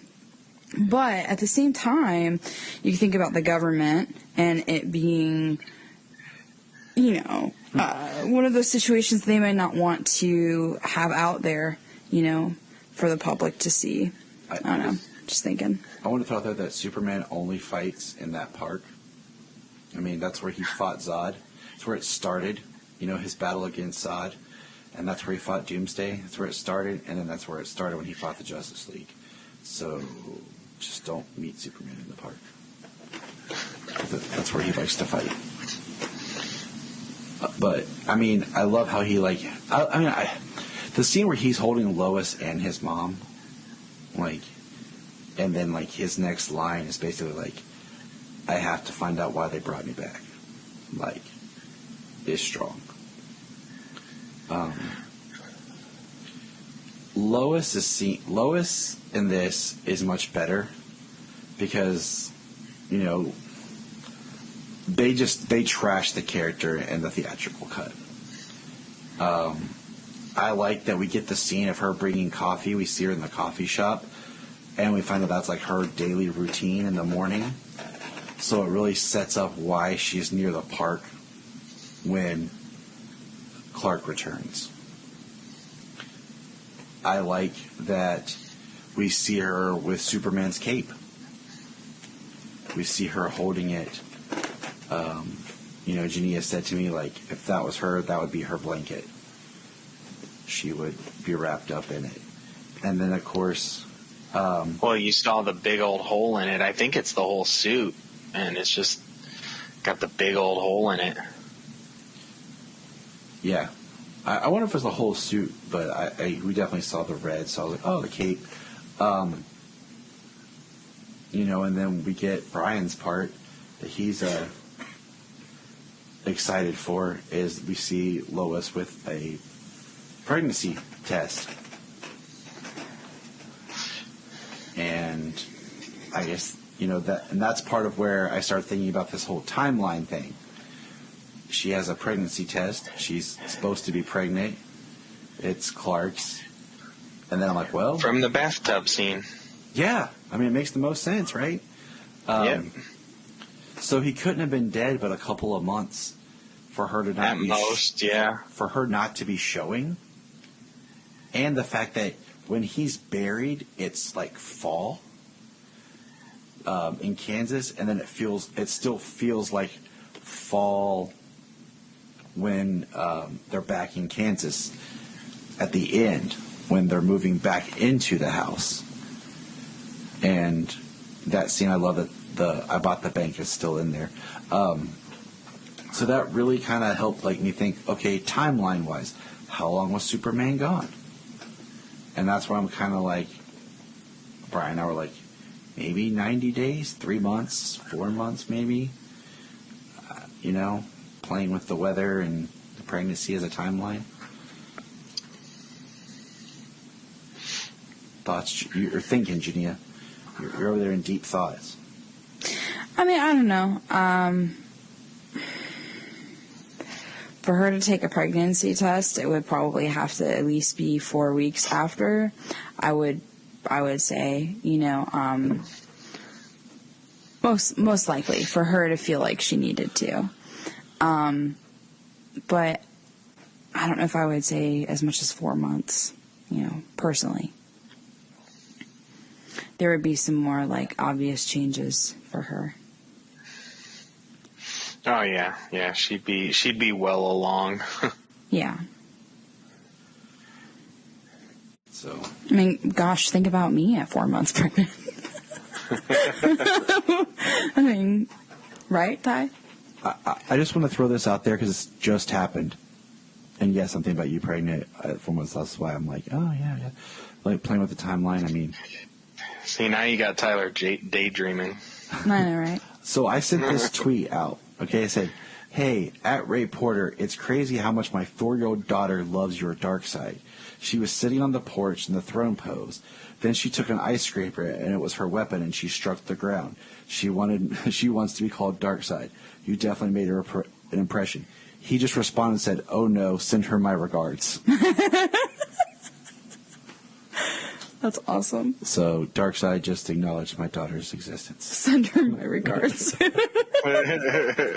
That's fantastic. Can't wait to tell her in the morning. That just happened live on the podcast. Awesome. That's hilarious. But anyways, so I mean that's kind of Lois's story. I like, when she took Clark back to the house, and that was basically her. She was very minimal but very effective in where she was in the story. I personally like Amy Adams. I will never be a fan of her as Lois Lane, but as far as comparison goes from, the Justice League to this, this is definitely an improvement.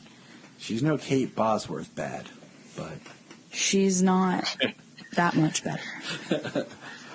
So, now we're going to talk about my favorite character. He has the best line. Ryan Choi. You're looking at the hottest thing on earth. That's also what I said to my prom date. She dumped me anyways. It's crazy to think about his character was completely void and gone. And I mean, that is it boggles my mind. But I loved his addition. That's the second Adam. We see him and Silas working at Star Labs together. We get the line about him being the head of nanotechnology. I'm really glad he was there. It just pads out that world. And it's just another nod to a DC character. Mm-hmm.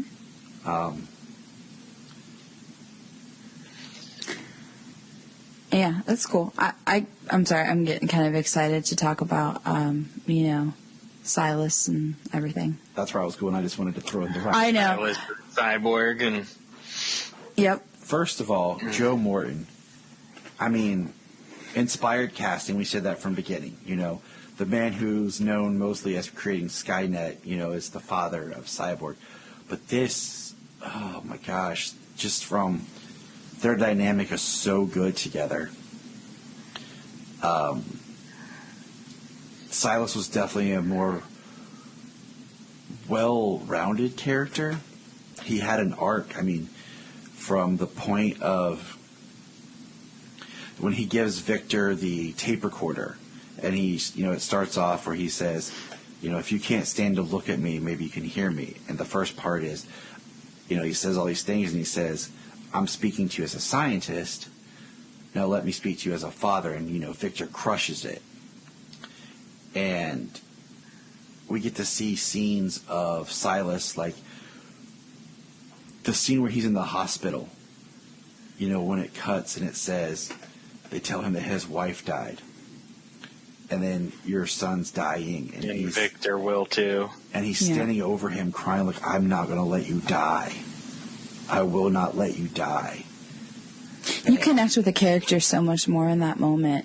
I mean, if you are a parent especially, like you can just sit back and think to yourself, like, there is major empathy for that character at that point. You definitely feel like, yeah, that might be something that if I were in that crazy situation, I may do, or if I had the ability to, I might. I mean, if we jump ahead to when Cyborg talks about his history with the Mother Box, and, he says the Star Labs technician, and he's telling the story about he recognized it was alien. He put the pieces together, and in desperation, he saved my life. He's like, that technician was my father. Yep. Like, even though Victor is angry at his father, there's a respect and reverence he has. Because, like, when Silas is taken, and he tries to, Silas steps up and tries to talk to Steppenwolf to get him to leave that one guy alone, causes Victor to attack. And then he says to Victor, I didn't think he would come. And Victor says, you're my father. Yeah. The relationship is beautiful. Like, you understand the frustration that Victor has towards Silas. You understand, you understand better in this version, Silas's motivations. And, I don't mean to jump ahead so much here and stop me if I'm talking too quickly, but, going to the whole fact that it ends with Silas dying. Like, it was a beautiful ending, and I really think that was much needed for the character and the character arc. Silas, Victor didn't get to really apologize and make up with his father, but in that moment, Silas looking at his son, and he sacrifices himself, knowing that Steppenwolf's going to get the Mother Box, but by doing what he's doing, Victor will be able to figure out and track the Mother Box. I think in all reality, it wasn't Victor's place to apologize. Victor definitely had a reason to be angry. Mm-hmm. At this point, it was Silas saying, this is my penance. This is what I will give of myself in order to, make things right again, if I must. Well, we get the second half of his speech to Victor on the tape recorder when in the epilogue when Victor reconstitutes the recorder and everything. And we get to hear him talk to Victor and say things that he's probably never said to Victor. We get a lot of that in different stories where it's even more contentious between them. But, words he's never said to him, proud of who he is and who he's become and who he is yet to become. And, that was really, that really hit really hard. It was very emotional. Yeah. And he was able to narrate that and be there for the end. The first half of his thing where he was talking about, and they were showing the origin story of Cyborg, he was narrating things, and it was showing Victor doing different things, up on the roof, learning to fly, flying through the sky. He was in the mechanical world, which he's got his human body, his human self in there, which is pretty cool. Talking about the nukes, which we get to see the missiles that we saw in the trailer. The way he talks about financials, the banks, the bear, and that fighting, and he just, brushes that aside. In the world of ones and zeros, you are the absolute. Yeah. I love when he just watches the lady, the worker. Yeah, and the waitress, the single mother. Yeah. He watches her. He sees her bank account, how much she has, what he watches her at, the birthday, all this footage that's being recorded, and then he just increases her bank account for her, and then he's there when she's at the ATM and gets to witness.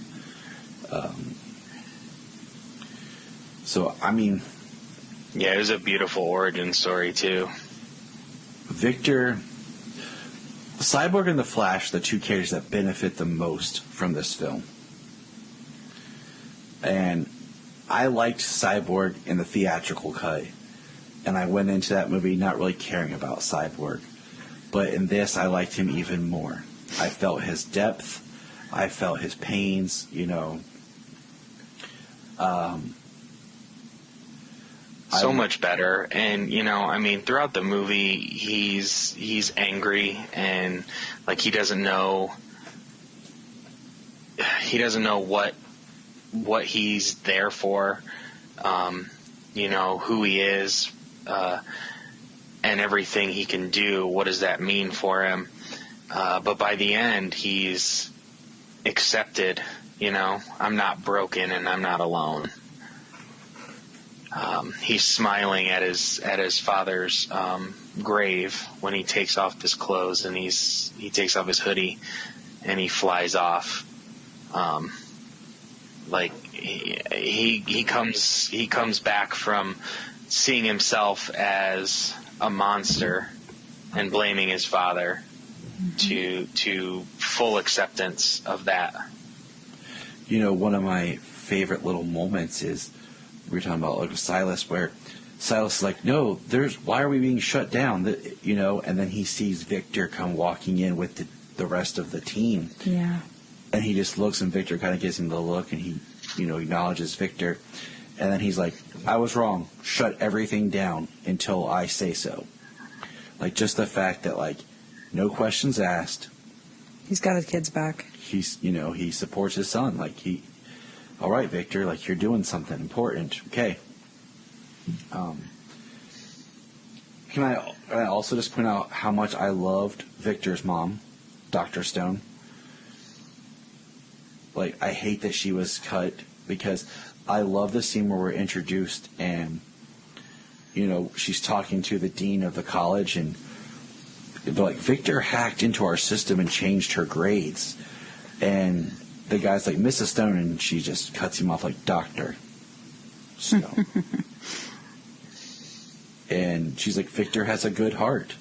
He's just trying to help. And he's, the girl he references, I guess a girl that Victor loves in the comics. She's like, her father just died? her family lost their house. Yeah. And it's like, how do you expect her to pass her classes?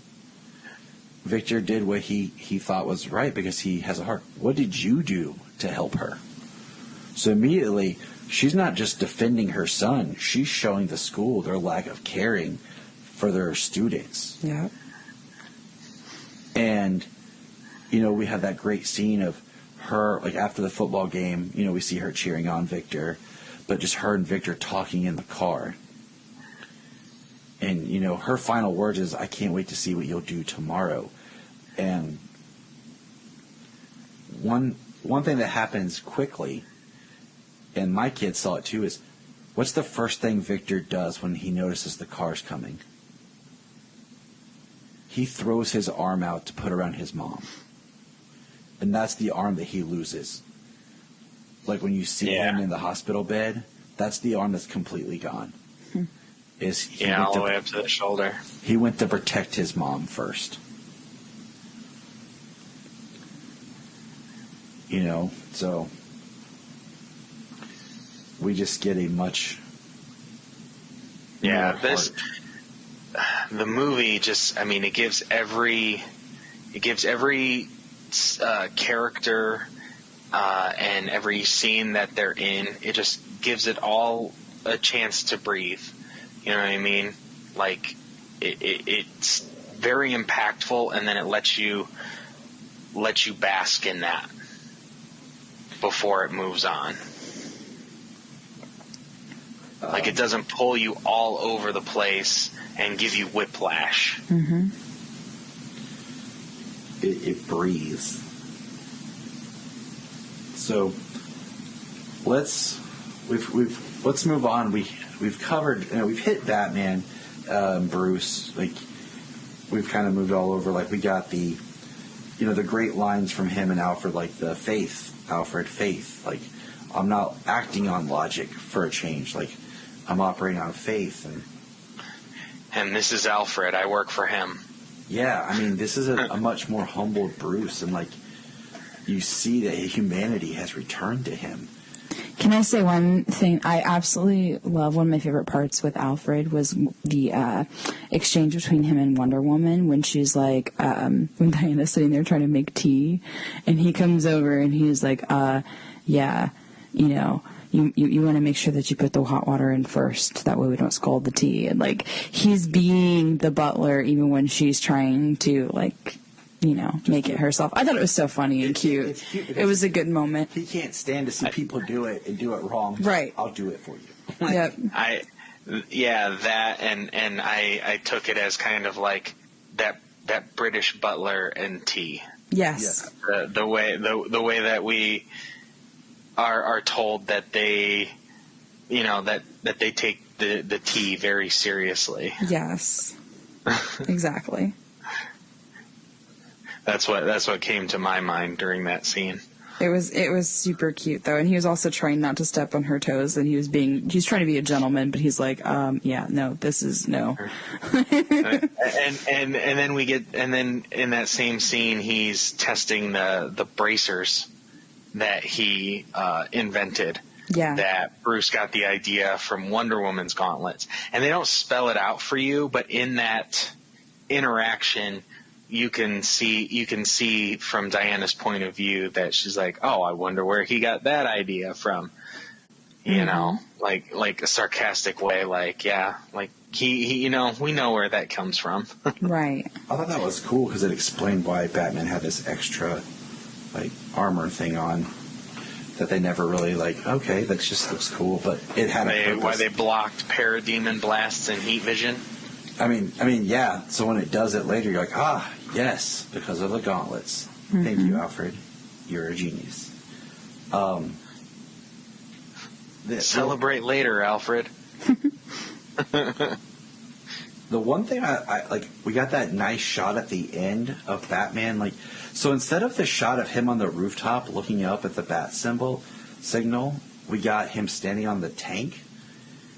And I was just thinking to myself, like, where is this tank?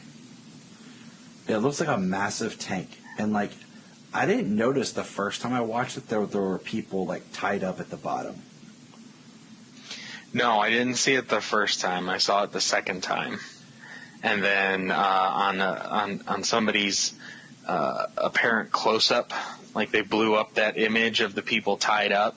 They look like they're mutants, like they're wearing the red visors, the red glasses type stuff that the mutant gang wears in The Dark Knight Returns. Yeah. Mm-hmm. So I was just kind of like, okay, this is cool. I like Batman,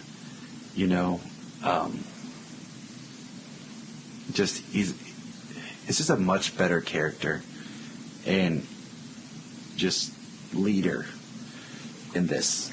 And what I love is, even though he's supposed to be like, the main character here, the focal point, in his role, it's kind of like echoed throughout the movie, where even though he's a main character, he is not the highlight.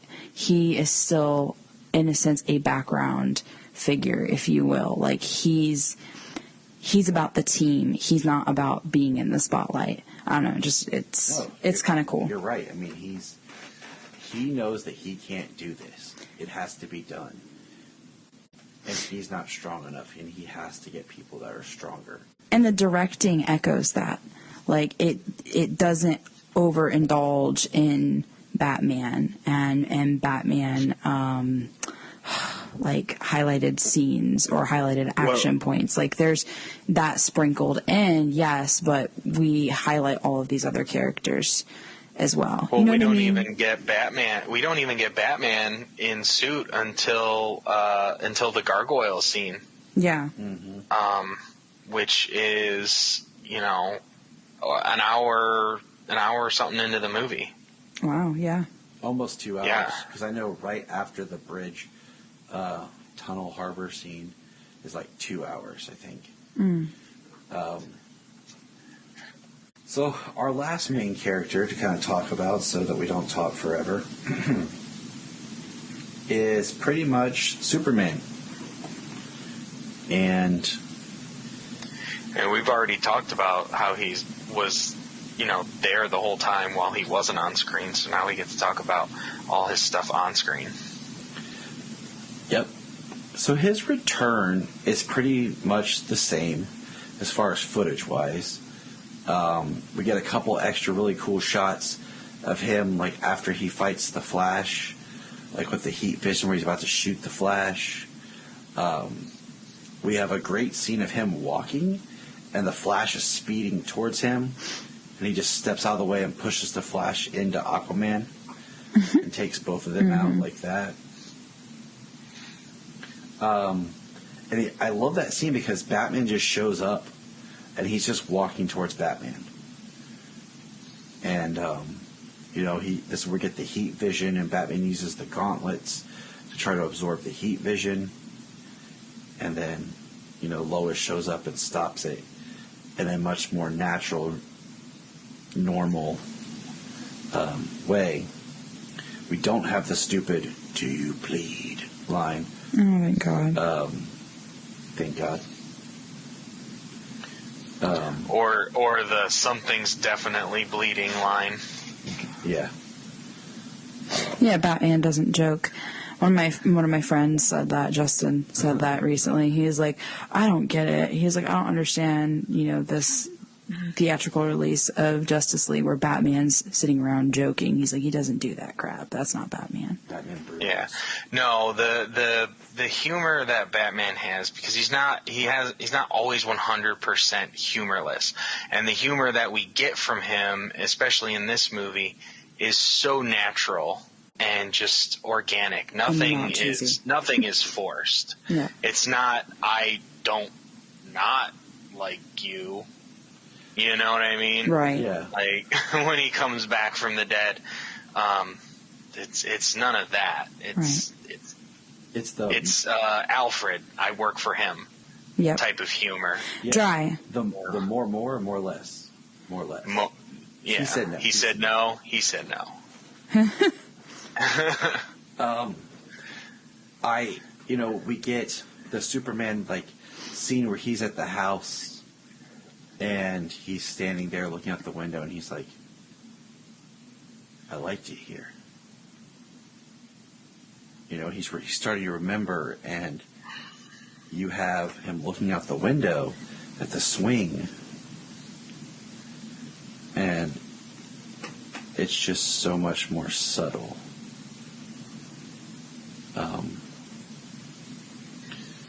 Of how Superman's like coming back, and then of course he gets the ring on Lois, and we talked about his mom coming back. Even the butterfly on his hand was a callback to Man of Steel. Think of the shot that Zack has inserted of the butterfly on the swing, flying around. Oh, okay. Yeah. Well, it just shows that, for everything that Superman is and he can do, and what he just did fighting the Justice League, or, fighting everybody, and he's back on the farm, and he's remembered who he is. Butterfly just flying and crawling around on his hand. Tiny little creature, nothing to fear. It's also think about the life cycle of a butterfly, and the birth and, the death of the caterpillar, the birth of the butterfly. Yeah, he's reborn, being brought back to life, yeah. And then, I think about, so he goes to the ship, and I asked Junia this, because in that scene, he's walking, and there is a blue costume that comes out. And I asked Junia, I said, so why does he choose the black? It's not like, oh, this is all I have kind of thing. They didn't do like the hyper chamber like in the comics for the black costume. So he does choose the black. And in one way, black could be looked at as like a mourning, he's, but this is also Superman, he's making a stance. We have the second scene of him coming out, the first flight. And if you think about it, like, he's come back, he doesn't have to wear his Superman suit. He doesn't have to do anything as Superman. This is more of like him choosing to be Superman. Because, even in BVS, he says to Lois, like, Superman was never real. It was a farmer's dream. And then, Man of Steel, Zod kind of calls him out. So he has to reveal himself. This is kind of Clark choosing that he's going to be Superman. But I think he chooses both worlds here. I think he's stepping into the person that he is truly meant to be, rather than the person where he's trying to appease the world around him. I think sometimes the red and the blue he donned for the whole purpose of trying to connect himself to America, to, the earth. The black is very Kryptonian. The black and gray is very, much so like what they would wear when they were on Krypton, and even what his father wears when he sees his father, and Zod and all of them wear the black and gray as well. So I think it's kind of cool because it's like, I'm not going to be afraid to be me. This is me. This is where I come from, and now I'm going to stand up for who I am. And then, didn't you point out that black also absorbs more sunlight? It does. When he flies up to the sun, I was like, like black definitely absorbs more sunlight. So if he's trying to kind of charge himself, it makes sense too, Yeah, the shot where he flies up into space and gets the sun over the horizon, that's just a beautiful shot. That's actually the background of my phone, is that shot. And that's kind of like the only thing I see that references, the added solar absorption of the black suit, which is something we know of from the comic books, how they've explained the black suit. Mm-hmm. In the movie, they didn't explain it, but I don't think Zack went for telling you what the suit did, more or less just showing you. Yeah. Absolutely. I think it's interesting when he takes off, we hear new Jonathan Kent, like, dialogue. You know, about, because he says, "Fly, son, fly." And it got me thinking, like, wasn't there supposed to be a scene in this with Jonathan Kent? Like, I thought for sure they filmed something with Jonathan for this movie, but maybe I was wrong. It was just nice to hear, like, him again, but in dialogue we hadn't heard. Yeah, it's nice telling him to fly this time, though. We didn't get no run, Barry, run, but we got a fly, son, fly. Yeah, it's time to fly. Yeah, it was really good. And then, he shows up, and I was wondering how he was going to make his entrance, but right when Steppenwolf goes to, cut down Cyborg, he just appears and takes the axe and is like, not impressed. Yeah. I mean, before we go any further with that real quick, can I point out how how much teamwork it took for them to be able to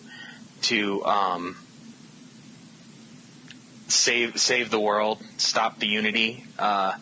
Like, before Superman arrived, it was everybody was down and Cyborg was about to get chopped down.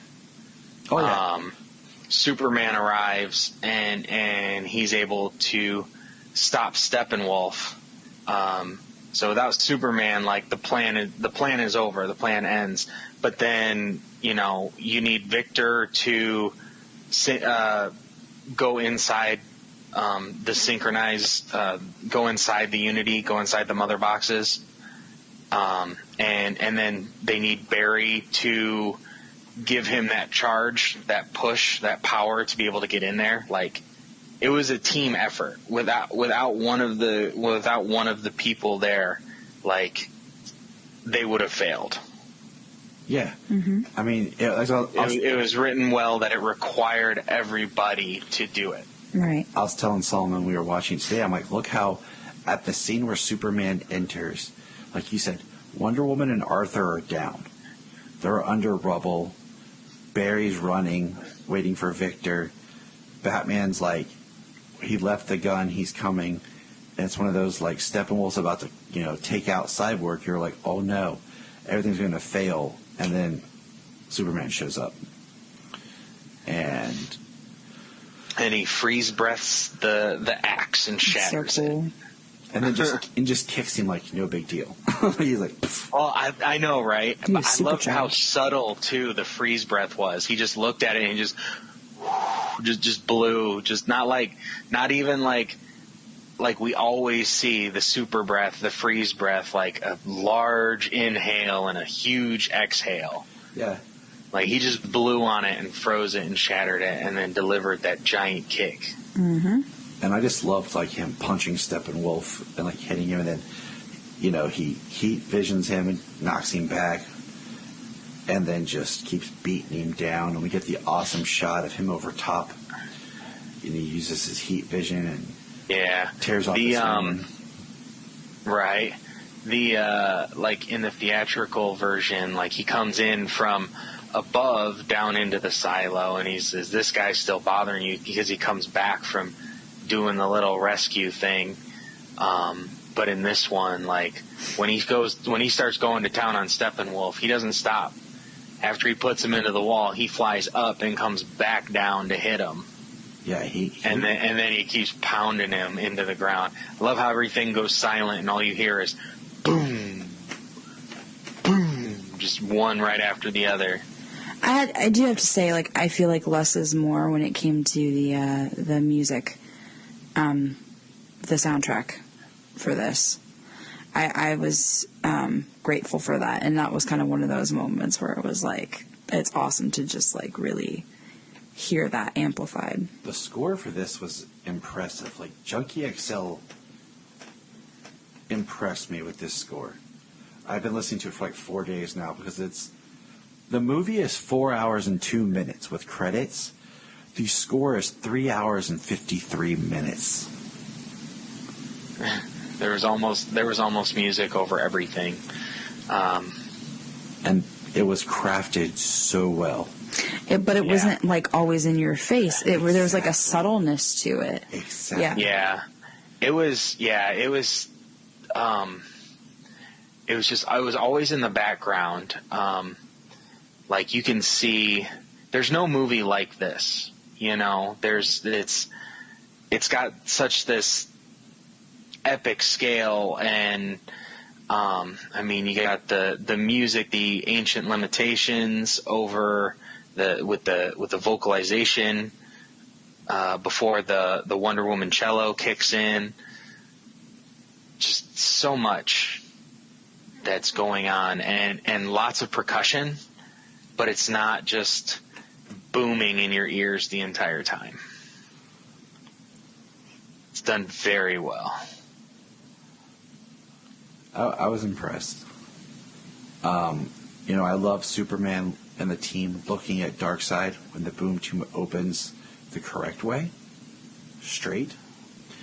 You know, we saw the great part of Superman like lifting Batman onto the top of the silo. And then we still got the chest shirt rip, but this time it was the black costume. And that was exciting, just that it was still in there. Yeah. One of the few scenes we didn't really talk about with Superman was the nightmare scene, the nightmare image we get of him in Cyborg's nightmare scene, where he is in the Batcave holding a dead and skeleton of Lois. And Darkseid he's in the black costume. Darkseid comes up and puts his hand on his shoulder. And that scene is another new scene, because that image of Superman is repurposed, flipped scenes from Man of Steel, from when he kills Zod. Him on the ground is when he was in front of Lois, and then the up close is right after he kills Zod, when he's crying about before he yells. It's just flipped. So, well, you know, he's had a pretty busy schedule, even throughout the pandemic. I mean, I wonder if George Lucas saw this movie and was like, "Yes, Zach, use the technology. This is what I'm talking about. This is what I wanted Star Wars to be." Yeah, this is what the prequels were supposed to be. They said it couldn't be done. So the last character we'll touch on, and then we'll wrap this up, and we'll probably be bringing it, back, because there is a lot to digest, a lot to talk about, and we'll probably do a commentary next year, chapter by chapter. But we'll let Junia take over this one. Junia, why don't you tell us about the Joker? Why don't I tell you about the Joker? Yeah, ominous and creepy. I mean, are there any better words to describe it, honestly? Because there at the end, it was such a great moment of just like hearing him before really seeing him. And I'm not gonna lie, I kind of liked the longer hair, just because I felt like in this I cannot talk right now. I'm getting tired, guys. Apocalyptic world here? Yeah. Something. What? Oh, it's either or. I mean, it's a mirror image of apocalypse. Right. So it can be apocalyptic, or it's an apocalyptic future. There you go. Yeah. Right. Yeah. Don't make me say that too many times, though. I said it too many times. I was tripping over my own. Right. But yeah, I mean, I think it's really something that I could see happening with him, where, and it definitely looks like he's kind of been in this state of not taking care of himself anyway. I mean, obviously in that kind of world, you probably wouldn't be taking care of yourself as much. So his longer hair, I thought, was really freaking cool. He was just creepy. He was creepy. He was at like the way that you want to see the Joker. You know, you want to have this like unnerving feeling, and I feel like this is Leto's Joker. We finally get to see it as it's supposed to be, you know. See it in a context instead of just like these little snippet scenes. Like we both have been champions for that. Jared Leto is a great Joker, an even better Joker. If we got to see what was cut, you know, and this scene proves that he. Yeah, I think his performance, what got cut, would make you feel very uneasy too. Yeah, and like, but that's the Joker. You don't know if you're supposed to laugh or if you're supposed to run like hell. Like, that's the feeling that you should have, honestly. Because even the kids today asked, why is his hair long?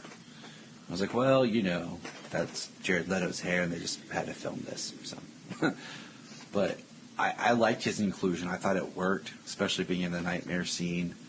At one point, I was kind of thinking to myself, like, is the Joker really there? Or is it kind of like one of the, where Batman sees the Joker, but then Deathstroke acknowledges the Joker, so. Yeah. And speaking, Did you see all of his badges of all those cops he killed? Yeah. Oh, yeah. Wow, yeah. I was going to say, speaking of Deathstroke, we kind of forgot that. I was bummed because I thought there was supposed to be a scene of Deathstroke breaking Luthor out of prison. Like, I thought they had talked about that before. But we got the line. We didn't get the line about shouldn't we have a league of our own. We get the line where Luthor tells Slade that the Batman's real name is Bruce Wayne. Mm-hmm. And then we got Slade responding with, well, I think I will have a drink. All that was to set up the Ben Affleck solo Batman movie. And it's just like makes me wish we got it even more. So apparently in different universes, different people take out Deathstroke's eye. Yeah, that makes sense. In the comics, we got his wife. In Arrow, we've got Oliver. And in the DCEU, maybe we've got Batman. Maybe. Lex Luthor says an eye for an eye. It was interesting that we didn't really get any more Lex. Like, we got like maybe 2 lines. And Lex does not sound as crazy and manic as he did in BVS when he discusses the clarity he found in himself. I haven't watched that scene on the theatrical in a while. Like, I was wondering, because he says the good doctors at Arkham maybe help me. It makes me wonder that maybe there was some like realigning of himself at Arkham. I just have to watch it again. But I mean, there is so much in this, and there's so many layers that even if you don't like the style, you can't acknowledge what an achievement this movie is. You can see that people wouldn't like it because of its style. It's a different movie, and how. I mean, you can say it's inflated because there's so much room and so much extra time and scenes and stuff. Mm-hmm. It's a different style, but you can't not say that it's not a good movie. It makes me wonder, like, what if this was what Zack presented, and they're like, okay, now you have to edit this down to at least, 3.5 hours for theatrical release. Like, I'm like, okay, what would he have what done? would it look like? And I thought about like little things here and there. One thing, you cut down the Icelandic chanting because that goes on a little bit long. We probably wouldn't have had the Wonder Woman and I can't talk right now. I'm getting tired. Alfred scene. With the tea. Probably not. Yeah, I mean, I was thinking about like you also like the opening with Bruce Wayne. Like, you don't have to show him putting out the campfire or show the scenes of him traveling as long. Like, you could snip that. So there's things you could see, but with this format, it allowed things to breathe and give you like everything and just immerse yourself in the world. And for 4 hours, it went by fast. I mean, we've watched it multiple times, and it's gone by quick. Yeah, the first day, I was exhausted and just plain worn out from work, burnt out from work. And that's why I kind of set my vacation, and it's just a perfect time for the Snyder Cut. And so I ended up crashing early by like 9:30 Wednesday, and I got up at 3 a.m. and watched the entire movie in the dark, in the quiet, with some coffee. And then I took my kids to school, put it back on when I got home, and fell asleep for about 2.5 hours and finished it. And then I put it on and let it play again while I was doing some stuff. And then me and Jamie watched about the first 2 hours of it that night before we went to bed and finished it up the next day. It's funny, like Solomon started watching it the other day upstairs, then Selah started watching it downstairs, and then we went upstairs and we were all kind of finishing it, and then was it the next day, I think, or later that night, my mother-in-law came over and Selah just restarted it. She's like, Nana hasn't seen this. Had to show Nana. So, well, Junia, it was great having you here. We always love hearing your voice. Glad to be here. I'm also glad for my bed here in a minute, too. Yeah, we're all tired. We've been talking long. Me too. Well, we'll definitely bring up, there's a lot more, I think, discussion points and things to think about. And, yeah, so until next time, James. Until next time, Junia. Until next time. Remember. Look up in the sky. Look up in the sky. Look in the sky.